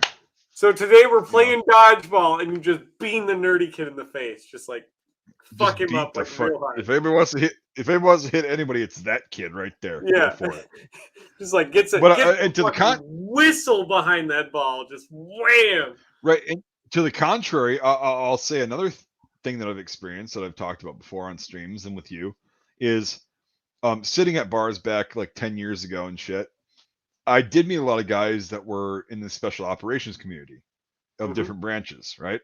And but I'd ask them, I'd be like, "Hey, what was your MOS?" And he's like, "Oh, I was 18 Bravo." And I was like, "Oh, cool," which is special forces, like a Yep.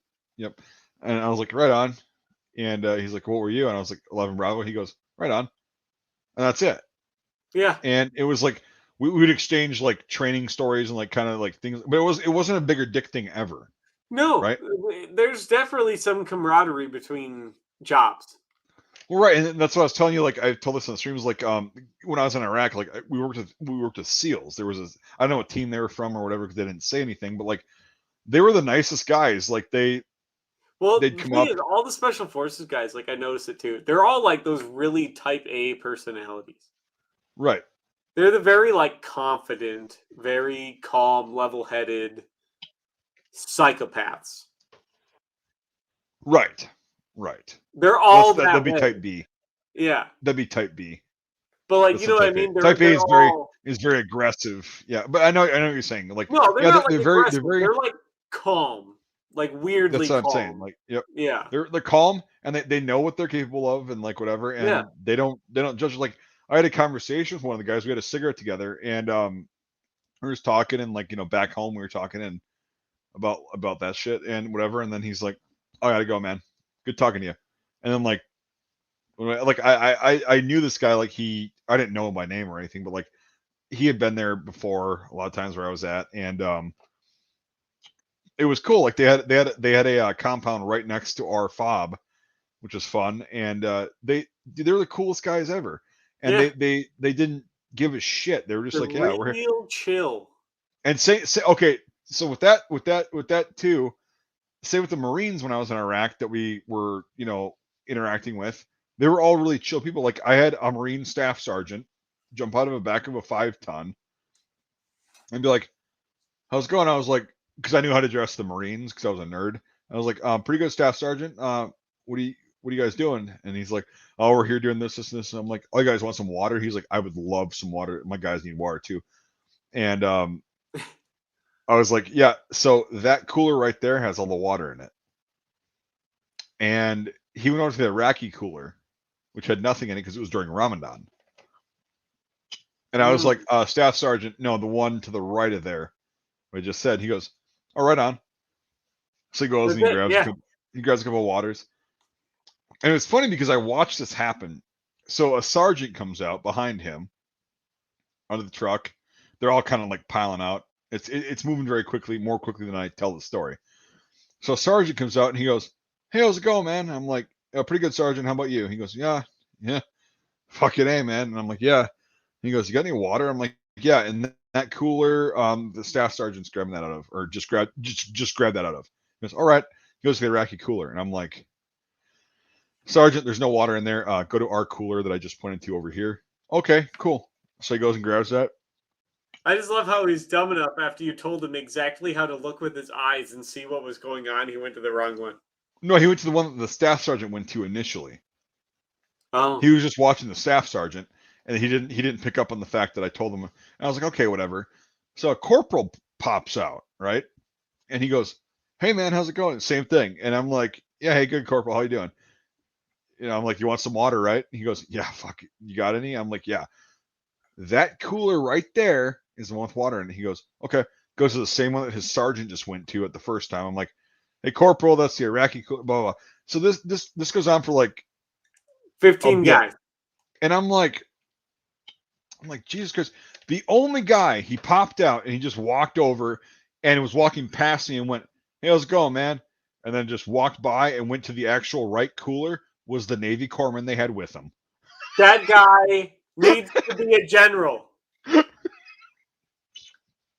And the only guy that walked by, like, and then I was like, how did you figure that? He goes, fucking Marines, dude. Trust me. It's all good. Yeah. He starts drinking water. And I'm like, okay.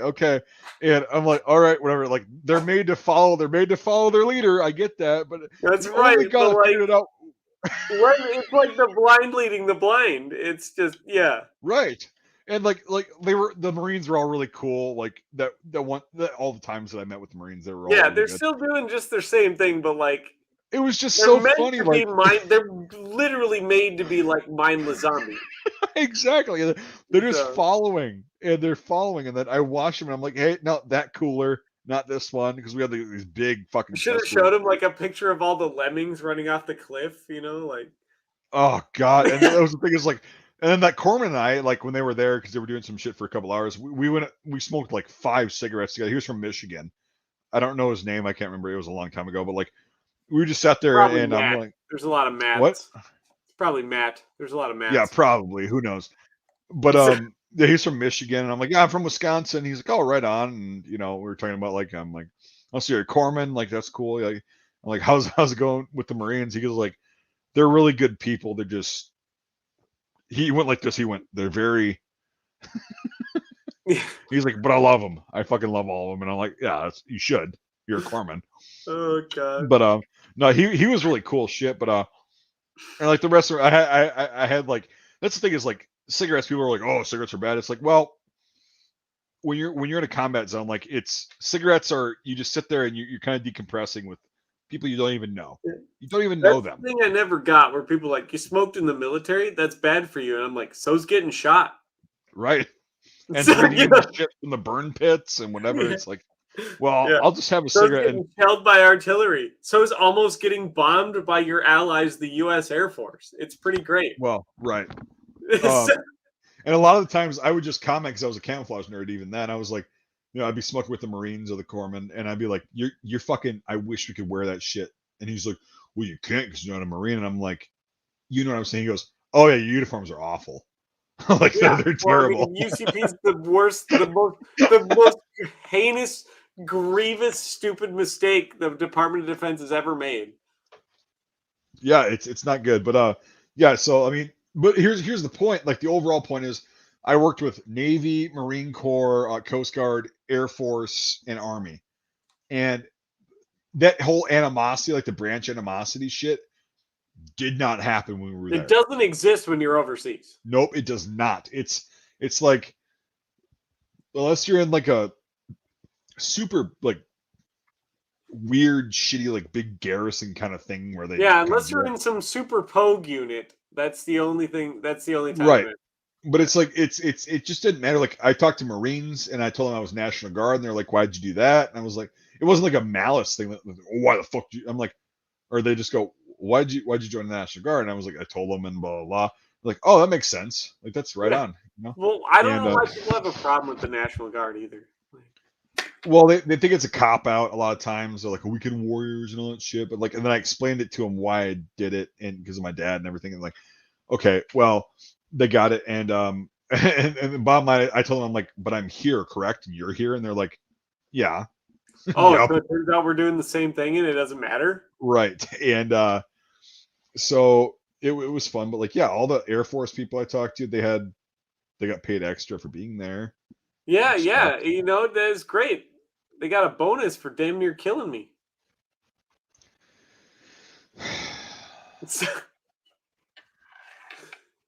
Fucking Air Force. I'm sorry. I got grudges against the Air Force, and it's not against Well, everyone in the so Air do I. Force.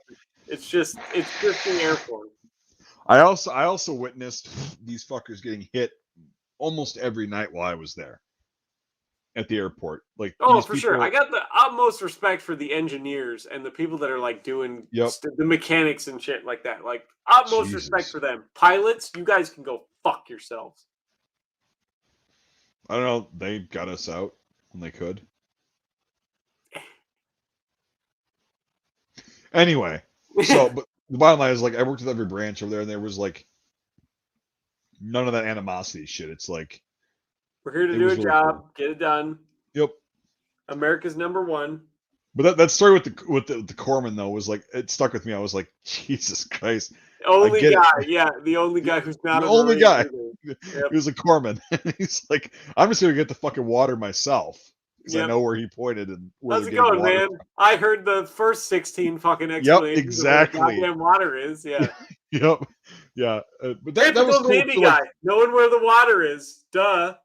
well, it's funny too because like even the staff sergeant and the sergeants plural that came up, they didn't greet me with like, hey, private, because they knew the ranks, they know that shit. Yeah. They were like, how's it going, man? And I'm like, pretty good, sergeant or staff sergeant or corporal.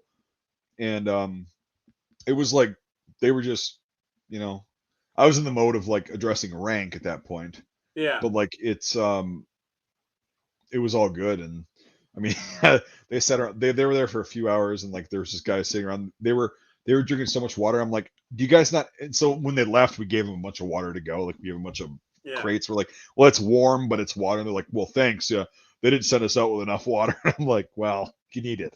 Well, You that's need the it. Marine. So, right. Well, Marines I don't think need I think they water were for out for war. a lot Also, that longer. means somebody has to know how to write to fill out paperwork. Well, I think these guys they were really tired. Like they had been out I think a lot longer than what was anticipated, like days wise. Mm. And so I think that yeah, it was whatever. But Or I somebody don't doesn't know how to write. correct. That's a very good possibility too. But I like mean, to be fair, I've seen a lot of like really smart guys fuck up because they don't fill out the paperwork and then something doesn't show up and then suddenly it turns a regular situation into a borderline life or death situation right, because right. somebody didn't file one sheet of paperwork. Yep. And so yeah, I mean, we made sure they had water like good enough. We're like, do you need more? They're like, no, this is good. Like we're good. Okay. We gave them another one, and then it's like okay. Um, That's fun. but yeah, it's but they were also in a 5-ton that had like that shitty like hillbilly armor on the sides Oh, yeah. with the gun ports. Yep. And I'm like, oh god, that sucks. You don't have M wraps? They're like, nope. Like, ah, There. I Jesus mean, Christ. a 5-ton still takes kind of a lot to stop. It's a fucking big truck. Yeah, well, an RPG I will mean, stop it's, it. an RPG is going to go right through it, but like a 5-ton's a 5-ton. You know what I mean? Yeah, with small arms, yeah, but like, I mean, That an thing can keep EFP, rolling through a good amount, more than a lot of other vehicles, anyways. yeah. Well, the armor they had was not. It was angled Not and great everything, for sure. but I yeah, mean, it as long was as not the engine's running and the driver's fine, who cares? right.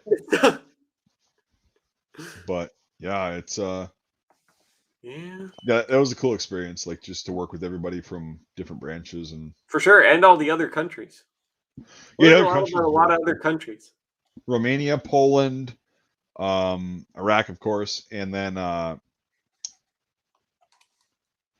who the fuck else was like The that? I was fucking actually Dalmatians, that's who. oh the Brits, yeah, or the Aussies rather, yeah. The They were fucking Dalmatians, that's who. yeah the Brits. It was funny. Like I told you about that one time that I Yep. saluted a That one guy is like, "Oh, you're an Australian, aren't you?" Yeah. no. I saluted a sergeant major with the Yeah. crown, and I saluted him, and I'm like, wait, and he goes, I'm a sergeant major, mate. He was a British guy, Yeah. and I'm like, yeah, I'm still learning. He goes, it's all right, and he pats me on the shoulder and walks by. There was another one where I think the story you told me was like, "There's a British guy," and you're like, "Well, you're Australian, right?" And you had a bunch Well, of that Australians was a behind you. troll. That was a troll thing that Yeah. I knew the difference. Like I knew Yeah. Yep. DPCU, or whatever the fuck they called the desert shit. The And desert DPM or whatever. yeah, Yeah. yeah, DP. And so we're standing in line, and I that wasn't the way I said it. I went to the British guy and I said, "Hi, mate, you're from Australia, right?" He goes, "No, mate. What are you talking about?" And I'm like, "Yeah, but you're talking like an Australian, right? So you're Australian." And there's Australians behind us. Yeah. And my buddy looks at me. He goes, "Don't do this." Like he didn't say that, but like he just went, You "Don't just do made this." that eye contact. Yep, He's like, yeah, I'm eye very contact. Like, disappointed in and I'm you. like, I'm like, yeah, but you're talking like you're from Australia. And I've always wanted to meet an Australian. He goes, "Well, I'm not fucking Australian, mate. Like, you see the Union Jack, And he pointed, and I'm like, "Yeah, it's an Australian flag, right? They have that same thing." And he got pissed. And then the Aussies behind me like caught on, Yeah. and I just go, and so this British guy's friend knew I was fucking with him. And he's like, "My, he's fucking with you." He goes, no, let's just settle this right now. And he's like, gets pissy with me. And Yeah. he's like, "I'm not fucking Australian." And I'm like, "Well, you just sound like you're Australian right there." He goes, and then, whatever. And he's like, "Do I look like I'm a fucking Dalmatian? Am I dressed like a fucking Dalmatian?" And the Aussie guys behind us just started laughing. He goes, "They're just like fucking Dalmatians." And I'm like, "Yeah, but they're British." And he lost his shit. Yeah, but they're British. Yeah. Yep, he lost his shit. And he starts going on this tirade, whatever. And long story short, my buddy just looks at me. He's like, "God damn it, I don't want to fight these guys." Like, Jesus.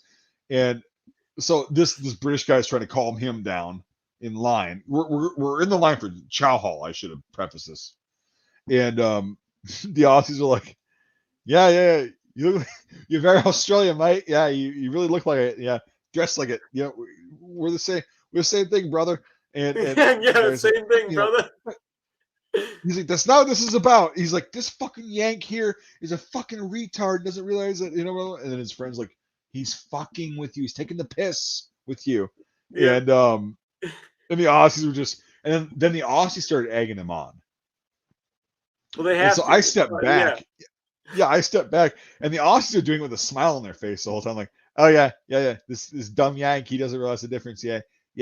And oh, okay, yeah. You think you're better than us? Yeah. Oh, so it's fine. Yeah. At least we're just like a Dalmatian, blah blah.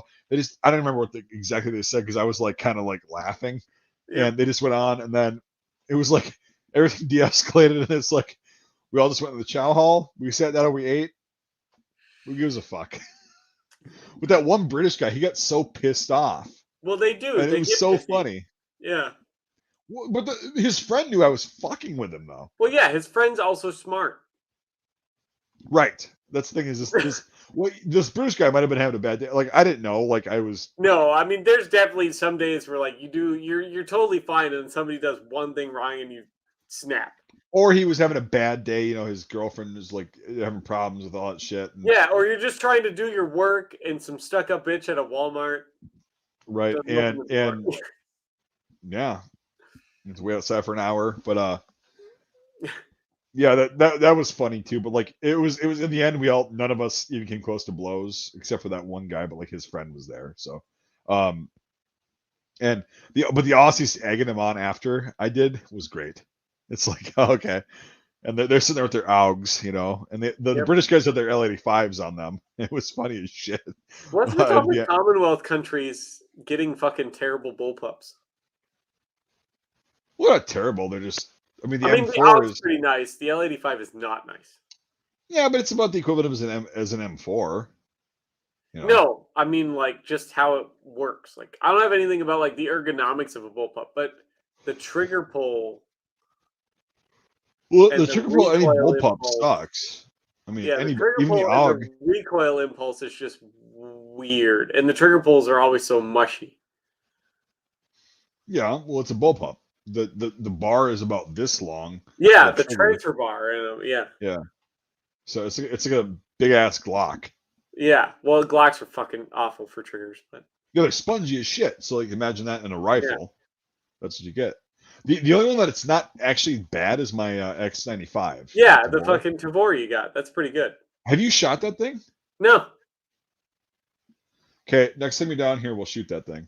Yeah, because I've shot quite a few different bullpups and I'm not impressed with really any of It's them. dude, that thing. I did a 3-gun with that out in Montana, and I actually kicked ass with that thing. I mean, I mean, kicked I love ass. the idea of the bullpup. I do. The concept is Sure. great, but I've Yep. never shot one that I think is as good as a conventional setup rifle. If that makes any sense. Yeah, but it's also what you're used to. Like if you train on a bullpup and you're really proficient with it. For sure. I mean, like I get that the whole ergonomic wise, and you get the same barrel length and everything, and it's a more compact package. No, But it's I not feel like, ergonomic. It's like getting used to that sponge. Okay, so yeah, again, it's Glock people, right? Glock people versus like a 1911 person. Okay, yeah, 1911 is a very mechanical kind of feeling yeah. trigger.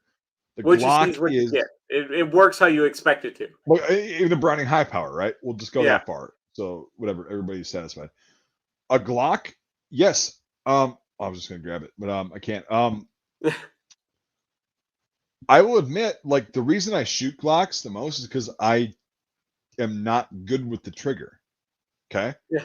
and I want to get okay with the trigger. Want to Like get better with it. Yeah, I for shoot sure. I my get it. pay I get it. my I'm the same way. If I suck at something and I'm like, this is what I have, you want to get better at it. right, but I mean I have a bunch of things, but like I also train with my Sig P320, which also has a spongy trigger, but it's a spongy mechanical trigger, if that makes For sense. sure. And It's not as spongy. no, it's a different kind, but I also train with that because I love that handgun. I'm very proficient with it. My Jericho is a very smooth hammer fired Yeah. trigger, and I'm good with it. I'm Phenomenal proficient with trigger it. pull, and I've shot that. We've shot that. It's Yes. actually awesome. That is a fantastic trigger on a handgun. Oh, and did I tell you that Dave is going to be trying to sell his Glock 19 to fund a Jericho 941P? Oh, because he did you let him shoot yours? Well, he shot mine many times, and like the last time I let him shoot it, he was like, "Jesus Christ, yeah, okay, this is my handgun." Yeah. It's like That the that's Your Jericho is awesome. That is a great handgun. it's so I've literally never met so even people that are not really good at pistol shooting, I've Yeah. handed that to them Which and I like wasn't. some of the I'm not basics a on it, good pistol shooter, and you gave that to me, and I shot very well with that. kicked ass with it. Yeah, you kicked ass Yeah. with it, and it's like that thing is it's so fucking ergonomic, easy, balanced, and the grip, the way it's designed, Yeah, I it like it. looks just like it works like how you expect a handgun to work. Oh, right, and Yeah. it's just so I fucking love it. That's my favorite handgun that I own as far as like proficiency and whatever. Like Mhm. I feel 100% comfortable with a Jericho in my hands, a Yeah, 941P specifically. I would agree. And it's like that is if, Boogaloo Boys shit the fan, God, the Civil War, that is gonna be my sidearm because I'm even with okay, so I haven't even ever put like a laser sight or a flashlight on there. I'm comfortable enough with the iron sights that I told you about this. Like I shot three gun with that one time, or Yeah, no, well, I shot multiple times with that thing, but like one time that I shot three gun with that thing, there was a course that was set up where you could not step foot outside of this box, and there was a massive tree in the middle of this plate rack that was like 6 long. yeah, And I'm like, well, it's covering up the fucking plate rack. Like, I'm gonna have to lean really far to hit it, right? yeah. And then lean on the other side like this. And I was like, okay, go up to that. And they're like, all right, go ahead and draw. Time. And I just went ping, ping, ping. And I leaned really far over with this gun in an awkward ass stance. Yep. Awkward as shit. I went ping, got it on the first shot. And the other side leaned over, ping, and I nailed all of them. And then bam, done, cleared. And they're like, okay, good time. You got the best time so far. And I'm like, Jesus Christ, I'm not that good of a pistol shooter. No, but like having the right system for you is fantastic. Right. And it's so it's amazing to me, like, because the story of that, like when I went to go buy it, like I said, I'm gonna go down to this gun shop, this big gun shop about 45 minutes south of me in Hudson, right? And I'm gonna walk around and I'm gonna finger fuck a handgun, a new handgun, until I find the one that I'm super comfortable with.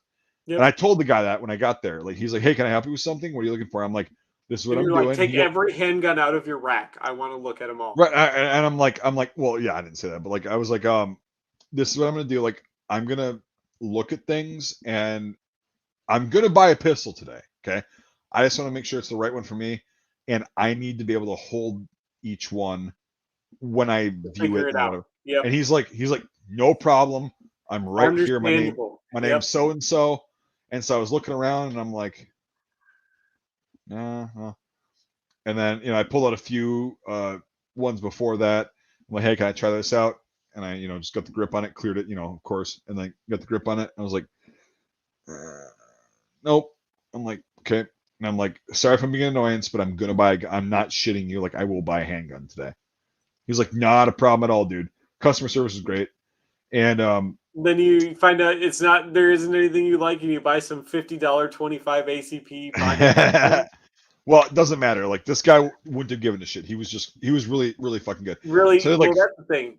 I Gun did people like with 3 or new 4 gun more. people got to be patient. Right, and I did like 3 or 4 more, and I'm like, fuck, there's just something missing. And then I was like, okay, I go over to like the weird handgun thing, and there's this 941P sitting there, and I'm like, the finger grooves probably won't fit my fat fingers, but it looks really balanced. Like, I was like, all right, gotta see the Jericho 941P, and he goes, okay, grabs it, clears it, I clear it, and I'm like, this is it. As soon as I grabbed it, I was like, this is it. This is the one. Yep. This is it. And he's like, really? And I'm like, yeah. He goes, we sell a lot of those. And I'm like, yeah, I know. You obviously say that about everything. But he goes, you just told me you're going to buy a handgun. I don't have to sell you on a handgun, but like, we do sell a lot of those. And I'm like, interesting. And so I kind of went through I it. wonder why he sells a lot of them. Right. And that's what he was saying. Like, he has nothing to lose, right? Like, because like, I'm going to buy a handgun. But he does say, like, he was like, we do sell a lot of these and they're very popular. And I'm like, well, you haven't said that about any other handgun that I've picked up, which is fun. And I was like, this is it. And he goes, yep. Maybe he was just done and he wanted me to just fucking buy it. But as we were checking out, and like, I'm like, yeah, I'll take this. And then we did the background check shit. He's like, no, like, seriously, like, people that have bought these are like really happy with them and love them. Well, they're a fantastically designed handgun. Right, and the 941P, like the grip, it's like a small grip. Yeah. And as big of hands as I got, I love small, like, easy to grab.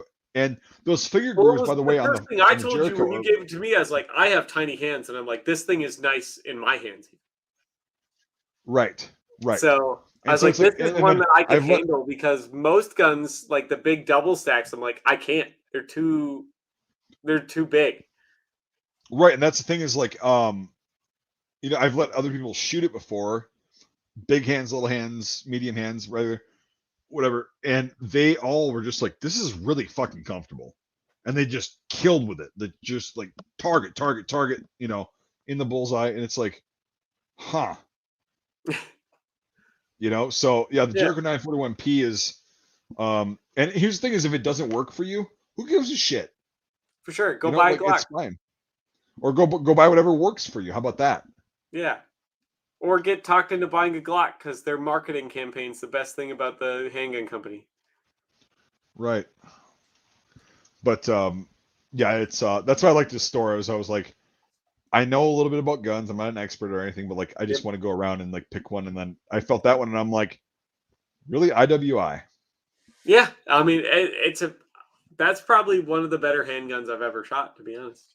That's why Dave's gonna get rid of his Glock 19, because he doesn't like it. Glocks are terrible. Yeah, exactly. That's why I shoot with them a lot. But yeah, the 941P, it's like, I've literally never held a handgun in my life before that was just like, this is it. Yep. Like, this is, what I'm. This is, and to go out and like be able to hit shit that I normally don't hit with a handgun. Yep. I get it. It's really a cool thing. Like, and some people have that with Glocks. They've shot 1911s their whole life, and then they pick up a Glock and they're like proficient as fuck with it, and they like it and it's comfortable. It's like, cool. If that's your thing, I get it, but like, yeah. No, I get it too. Like, Glocks are not my go-to. Like, they work. They're I know what to expect from them. They're too chunky. The sights are too big. The triggers are too shitty. They're too square. Mm-hmm. They're too Glockish. That's what I don't like about it. Right, and that's the thing is like I've made a lot of videos on this, and you have probably elaborated on this too. Is I'm not a brand loyalist, No. and I will fire any kind of weapon you want to throw in front of me. I will fire it. I will see if I'm comfortable with it, proficient. I have no bias. I have no skin in the game. But even if I got sponsored, if Glock said, "Hey, we want to send you a new handgun every quarter for you to review," I'd be like, "Cool." But They'd be again, like, I'm we'll not pay you biased. $100,000 to tell everyone that you really like our handguns. Right. Well, here's the thing: is I would tell them, I'd be like, "I appreciate the offer. However, I would just want to give my honest fucking review on it as a shooter, not a Glock fanboy." For sure. And like, if it was not great and I didn't do well with it, I'd be like, "Well, I do the honest thing. I'd be like, well, I didn't do This is well with what I had a this. problem with. Yeah. Right. This is what I had a problem with. This is what I didn't like about it. This is what I did like about it. And if you want to go get it, it's yours." And that's how they'd be like, no, no. Glock's not really good when people say they don't like their handguns. Right. Well, when your kind of slogan is perfection, which is not, because today I was shooting a Glock, right? Today. Yeah. And I was talking at the same time, and I limp wristed it a bit, just a bit, and it didn't go into battery. It was like a eighth of an inch off of going into battery, and I'm like, oh, I limp wristed that fucking thing, and that's why it didn't go into battery. And see, that's not perfection to me. Like that's not. That's also like a massive design flaw. Because what if you're panicking and you Right. accidentally like limp wrist something and your fucking gun doesn't go off when you need it to? Or if you're hit and you're losing blood and you're weak and you can't. Yeah, like that's You know. bad. That's really bad. But here's the thing. If That's I a limp very. wrist like All right. the fucking Tokarev, that son of a bitch is gonna go off. I'm glad you got one of those, by the way. Yeah, for sure. Like I know that fucker's gonna go off. As long as you pull the trigger, that thing's gonna go. Right. Yeah, it's a mechanical thing, and Yep. You didn't find those triggers, did you, by any chance? they're in the garage somewhere. When I find them, I'll find them, and I'll be like, oh shit, here's one. So And I'll be like, I bought one 2 months ago. probably. But yeah, it's a Glock, not a perfect handgun, a good handgun, yes. So is the Sig P320, so is the H&K USP, so is the H&K VP9, which I have no experience with. One thing that I do have experience with is the CZ10P. That thing, Fro, the guy that I was telling you about, my friend, he got that last year, and we went out and shot it at Dave's place. And dude, when I picked the thing up, like, Fro's a very inexperienced shooter, and his group was about like this. And then he's like, here, I want you to shoot it. I'm like, cool. And it was just like bam, bam, bam. Same with the Jericho. Like it was just rounds on target, right where I was aiming them. It was like fucking awesome. And he's like, God damn, you're a good shot. I'm like, no, this is a good pistol. You can do this too. You just got to practice. I'm like, you're already halfway there. Yep. And then like the Colt 1911 is a good pistol, right? It's a good pistol. Let's be honest here. The Browning high power is a good pistol. Super nice, expensive ass aftermarket ones are. No, you're not getting my point. Like it's a good pistol. It works. The Browning high power it does go off. The Tokarev reliably works. And accurately when you need it. Whatever. Yes. Here's the thing: is I'd be a shitty gun salesman because I'd be like, well, let's figure out what works for you. Let's tailor it to you. This machine, not the brand. Yeah, it does. For a lot of people, yeah. The shotgun works for you. But you know what I'm saying? Like it's like, that's like when people are like fanboys, it drives me nuts. It's like, well, for sure. No, I'm definitely an ergonomics person when it comes to like a gun. I'd rather be really comfortable with a gun than buy one that everybody else has. Correct. And that's the thing is like fanboys, that's an old thing. That's like a Ford versus a Chevy versus a whatever. Like, well, I have a Jeep. because it works for if what you're a I need it Chrysler for. person. No, I'm just kidding. Yeah. Well. Okay. Yes.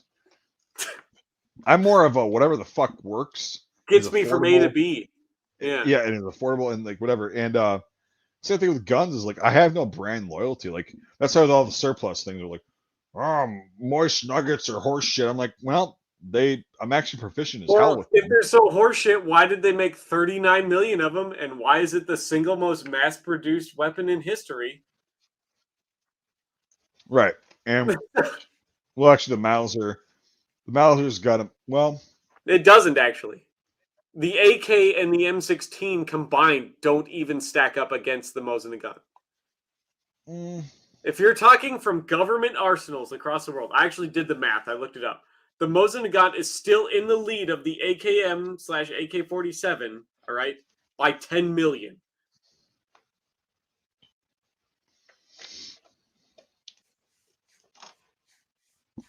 so when you're talking about Mauser, comparing it with that, is that every manufacturer from every country?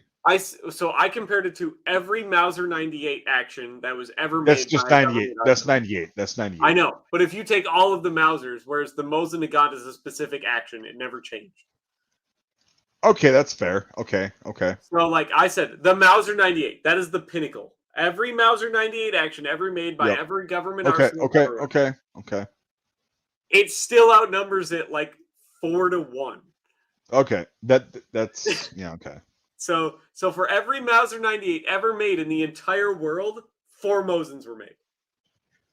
Yeah, I understand that. Like it's, but you know what I'm saying about like the Mauser 90 action through the Yes. fucking yeah. Well, you could Okay. even go as far back as like even if you wanted to go as far back as like the 71, I still don't think they had No, that up to that's what not Mosin. that's no. I'm talking like the Mauser repeating rifle, small caliber, smokeless Okay, powder so the kind of shit. 7184 all the way up to the 98. What? No. The 7184 was made in smaller. Yeah, so there's actually a 9mm one made in 1887 that went to Turkey. It's a real thing. Okay, yeah, fucking couple thousand of them, right? It was actually like 200,000, but sure. So a couple thousand in comparison. That's a Like, lot. 200,000 rifles is a lot of no, rifles. it's not compared to. So In the 1890. 1887, 200,000 rifles is a fuck ton of rifles. Okay, but let's go from 1890 Okay. Turkish Mauser, right? Which is actually the first model So that you don't was want to count exported. the 89 even? That's Belgian though. Yeah, but it's the first like smokeless Mauser. But it wasn't okay. Okay, we can include that 1889, the 90 through the 98. Yep. Still more Mosins. No, all those derivatives that came off, like that were produced in different countries. Yeah, I'm saying All of them. everyone that left a government arsenal that they have documentation of is still less than the Mosin. The Mosin is the single most mass-produced firearm in world history by millions, tens of millions. But like once you start getting into all of those like civilian guns, so like No, every I'm not talking civilian AR civilian and guns. every civilian AK dwarfs it. I'm not talking civilian guns. Yeah, I'm talking guns made by a government arsenal, either for their own country or for sale to another government. But you just said you looked up only the 1898. Yeah, I compared it to the 98 Mauser, yeah. Right, and what I'm saying is 1889 through 98. For sure. So that's gonna offset the number quite a bit. Well, I mean, you have 8 years of rifles versus 40 years of rifles. The 98 was made for like 40 I'm saying years. It's the largest number by a lot. But I was agreeing with you with your argument of like the 1891 action did not change. Yeah, did not change at all. I'm talking Mauser rifles in general. For sure. I still don't think it's more because it's still the Mosin was so Mauser 98 action obviously made from 1898 into the 60s. Yep. Okay, it's a long time. That's Yep. 60 years of that action being made. But I'm saying all the ones that are so the 89 to the 98 is 9 years. But there was a massive shit fucking ton of Mauser rifles produced. but the 60 years where they made 98s out of every country in the world. Right. Again, I already It's established still if you compare. 25% of the Mosin output. So do I you think already, they're making I out of already 9 years? said. I already Did they make said. Listen. 3 times Listen. as many Mausers? Listen to me. All right. I already said yes. Compared to the 98 Mauser, you're probably correct. Okay. But I'm saying Mauser rifles in general. It probably is still like 2 to 1 because it's 4 to 1 for the Mosin to the 98. But do you understand how many fucking Mausers were made between 1889 and 97? Millions. Millions. So that's what I'm saying. It might offset that number and that ratio a Yeah, bit that's why more than you I'm think. giving it 2 to 1, and that's a pretty good estimate. Right on. I'm saying so like in those 9 years, they made as many as they made in the 60 years of making the 98. Yes. That's still 2 to 1 because the Mosin outnumbered the 98 4 to 1. No, I want you when you get free time, which is not this week, but like I want you to figure out documents or whatever how many Mauser rifles for military arsenals and contracts were made from 1889 to 1897 and beyond, actually. For sure. Well, Michael Mitchell actually got this one right. There was about 10 million Mauser 98 actions made from government arsenals. That's including the VZ-24, the Yep, Persian that's 98. every government arsenal in 60 years. That is the Mauser 98 action. It's about 10 million examples. Okay. And the Mosin is 39 million. Yeah, I know that. And So- I actually had somebody fucking on the comments like be a dickhead, and he was like, "Well, there was like 19 million Moses, man." I'm like, "What the fuck are you smoking, dude?" And then, Dude, like Russia made like 12 million Mosins themselves. right, Then Bulgaria, you got to think of like Poland, you know, Hungary, China. China. Yeah, like literally, like there's so many fucking Mosins in the world. It's not even funny, you know. Right. But like it was just that's the thing that I tell people, like, because arguably, and I like to do it to just rifle people, and it's mostly a joke because the Mosin is not. I would say it's not better than a Mauser 98. It's not. No, we weren't talking about that. But like we were I like talking to about do the it numbers. to just rifle people's feathers because I'm like, my argument for the Mosin is, all right, I would rather have 4 rifles that work compared to 1 perfect rifle. As long as I have the bodies to fill all the rifles, 4 Mosins are going to beat a K98. Yeah. And here's the thing is like, also, if you practice with a Mosin enough, you can become very proficient with it. I'm very the job done. Yeah. I'm very proficient with the Mosin I got 9130 or 91 action, we'll say. Yeah. Okay. Even if it's stiff and it's sticky, if you manhandle that fucking thing, it's gonna work. It'll work. Yeah. It'll work well too. But like it's just so I literally did all that math just to tell people that come and be like, the Mauser 98's the best rifle ever made, and I'm like, I'd rather have 4 Mosins. Right. And I get that. It's fine. Like and I'm like, and also, the Russians had the numbers to fill all the fucking rifles, and yeah, no, I don't care how good of a soldier you are in a fight against 4 Russians with 4 Mosins. I mean, well, here's another thing that we'll just address really quickly is in a firefight, especially back then. Yeah. Your bolt speed is not going to fucking matter. No. There's very few instances where that bolt speed is going to matter. Very few. For sure. And other than that, like you have the same magazine, you have the same reloading capabilities, but like they have 4 times the numbers, which is also 4 times the volume of fire. You know, and people don't look at it that way. They're always like, well, 1-on-1. I'm like, well, yeah, 1-on-1. A Mauser 98 beats a Mosin most of the time. But here's the thing. It was never that much of a one-sided fight. Ever. No. The Mosin was always just multitudes of numbers higher than the Mauser ever was. Yeah, and I'm not arguing with that. Like it's and I'm like, that's what makes it the best rifle, and that's where people get upset with me. So, yeah, when people are like, the 91 or the 9130 or the 91 action is just a piece of shit. It's like that's because you haven't figured it out. Yeah. it's like, There's a reason why literally why it was made for like almost 100 years. So well, and here's the thing too is like I've had problems. I have a lot of 98 actions in my collection, right? Different manufacturers, different yep. years, different use amounts. I love I've how had they're all malfunctions with interchangeable and they 98. all work exactly the same. Well, I've had a lot of malfunctions with 98 Mauser actions. I have. I don't say that out loud, Mike. People will hear. Well, it's true. So fuck them. Oh god. But yeah, it's like the more if you gave an average Joe a Mosin Nagant 9130, right, and you said this is your rifle, train on this fucking thing for 4 months straight. I know that's not realistic, but like let's just apply the same to a brand new VZ24, right? Yep. 4 months straight, you're training on that. It's going to be about the same, Mm-hmm. one-on-one. It ends up being very comparable. Right. So the only thing I would say that the Mauser would get in that instance over the Mosin is your clips are going to work a little better. That Yes, might give that's you a an edge fact. at sometimes. But Sometimes. but again, if you have 4 months, you can actually train yourself on a Mosin Nagant to To actually get get the very clips. proficient with it. But like sometimes those clips, for some reason, they just don't work right. Like you could reload 10 times with Well, the I've same also clip and had it'll be great, but the 11th time it'll well, fuck up.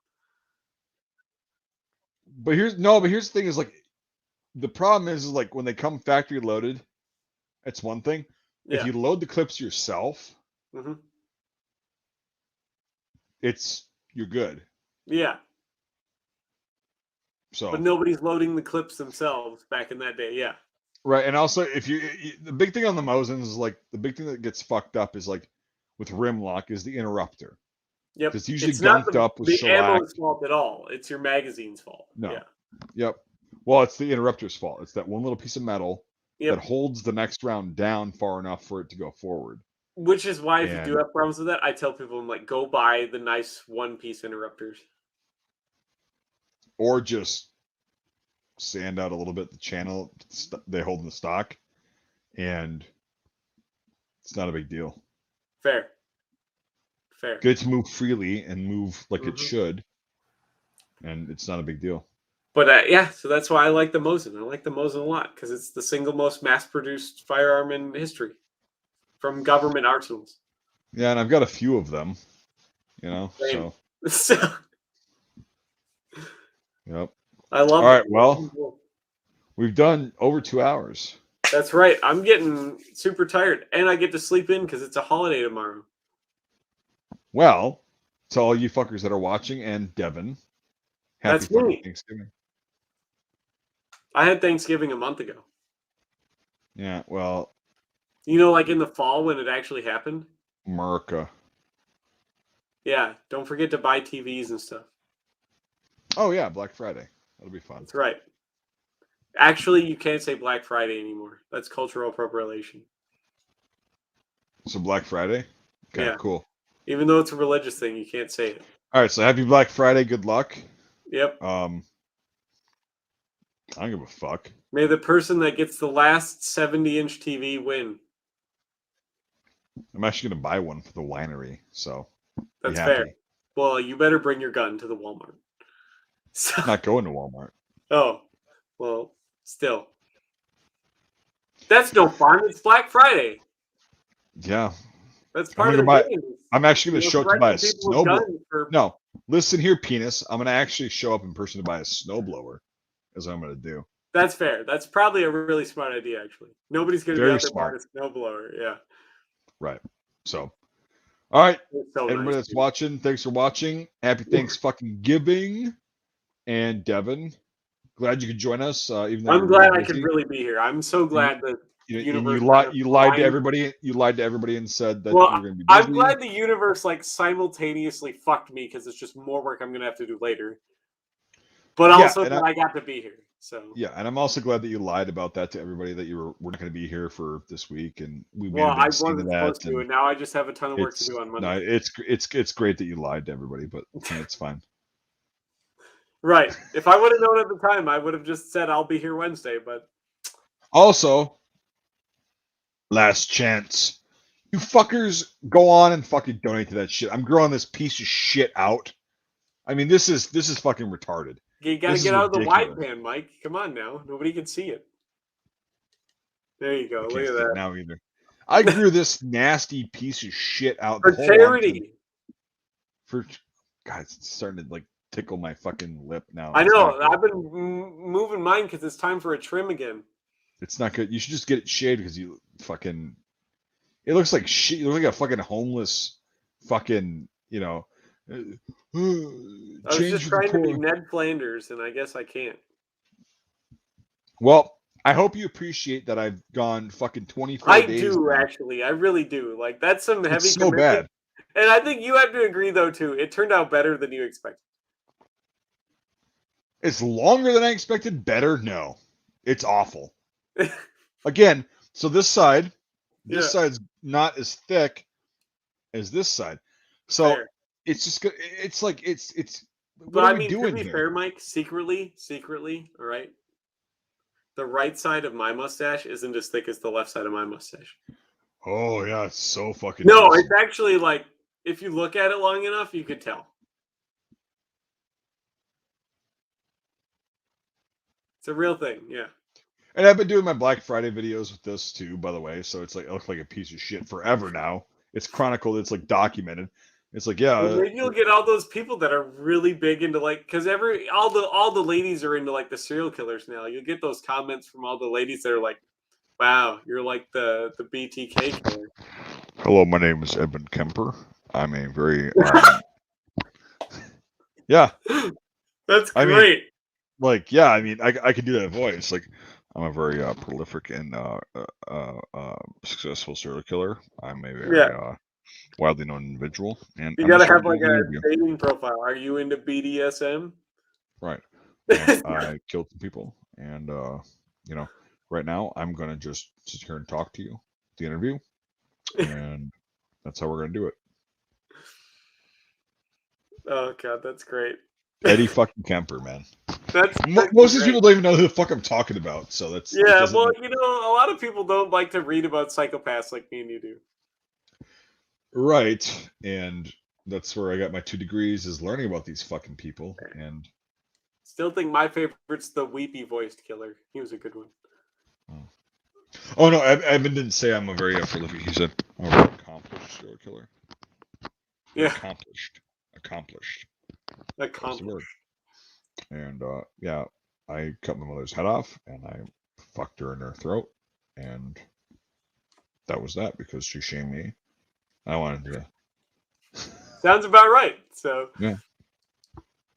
I mean, sounds about I right. know, I know somebody's gonna clip that and be like, "Well, this is what Mike B is like, fucking whatever."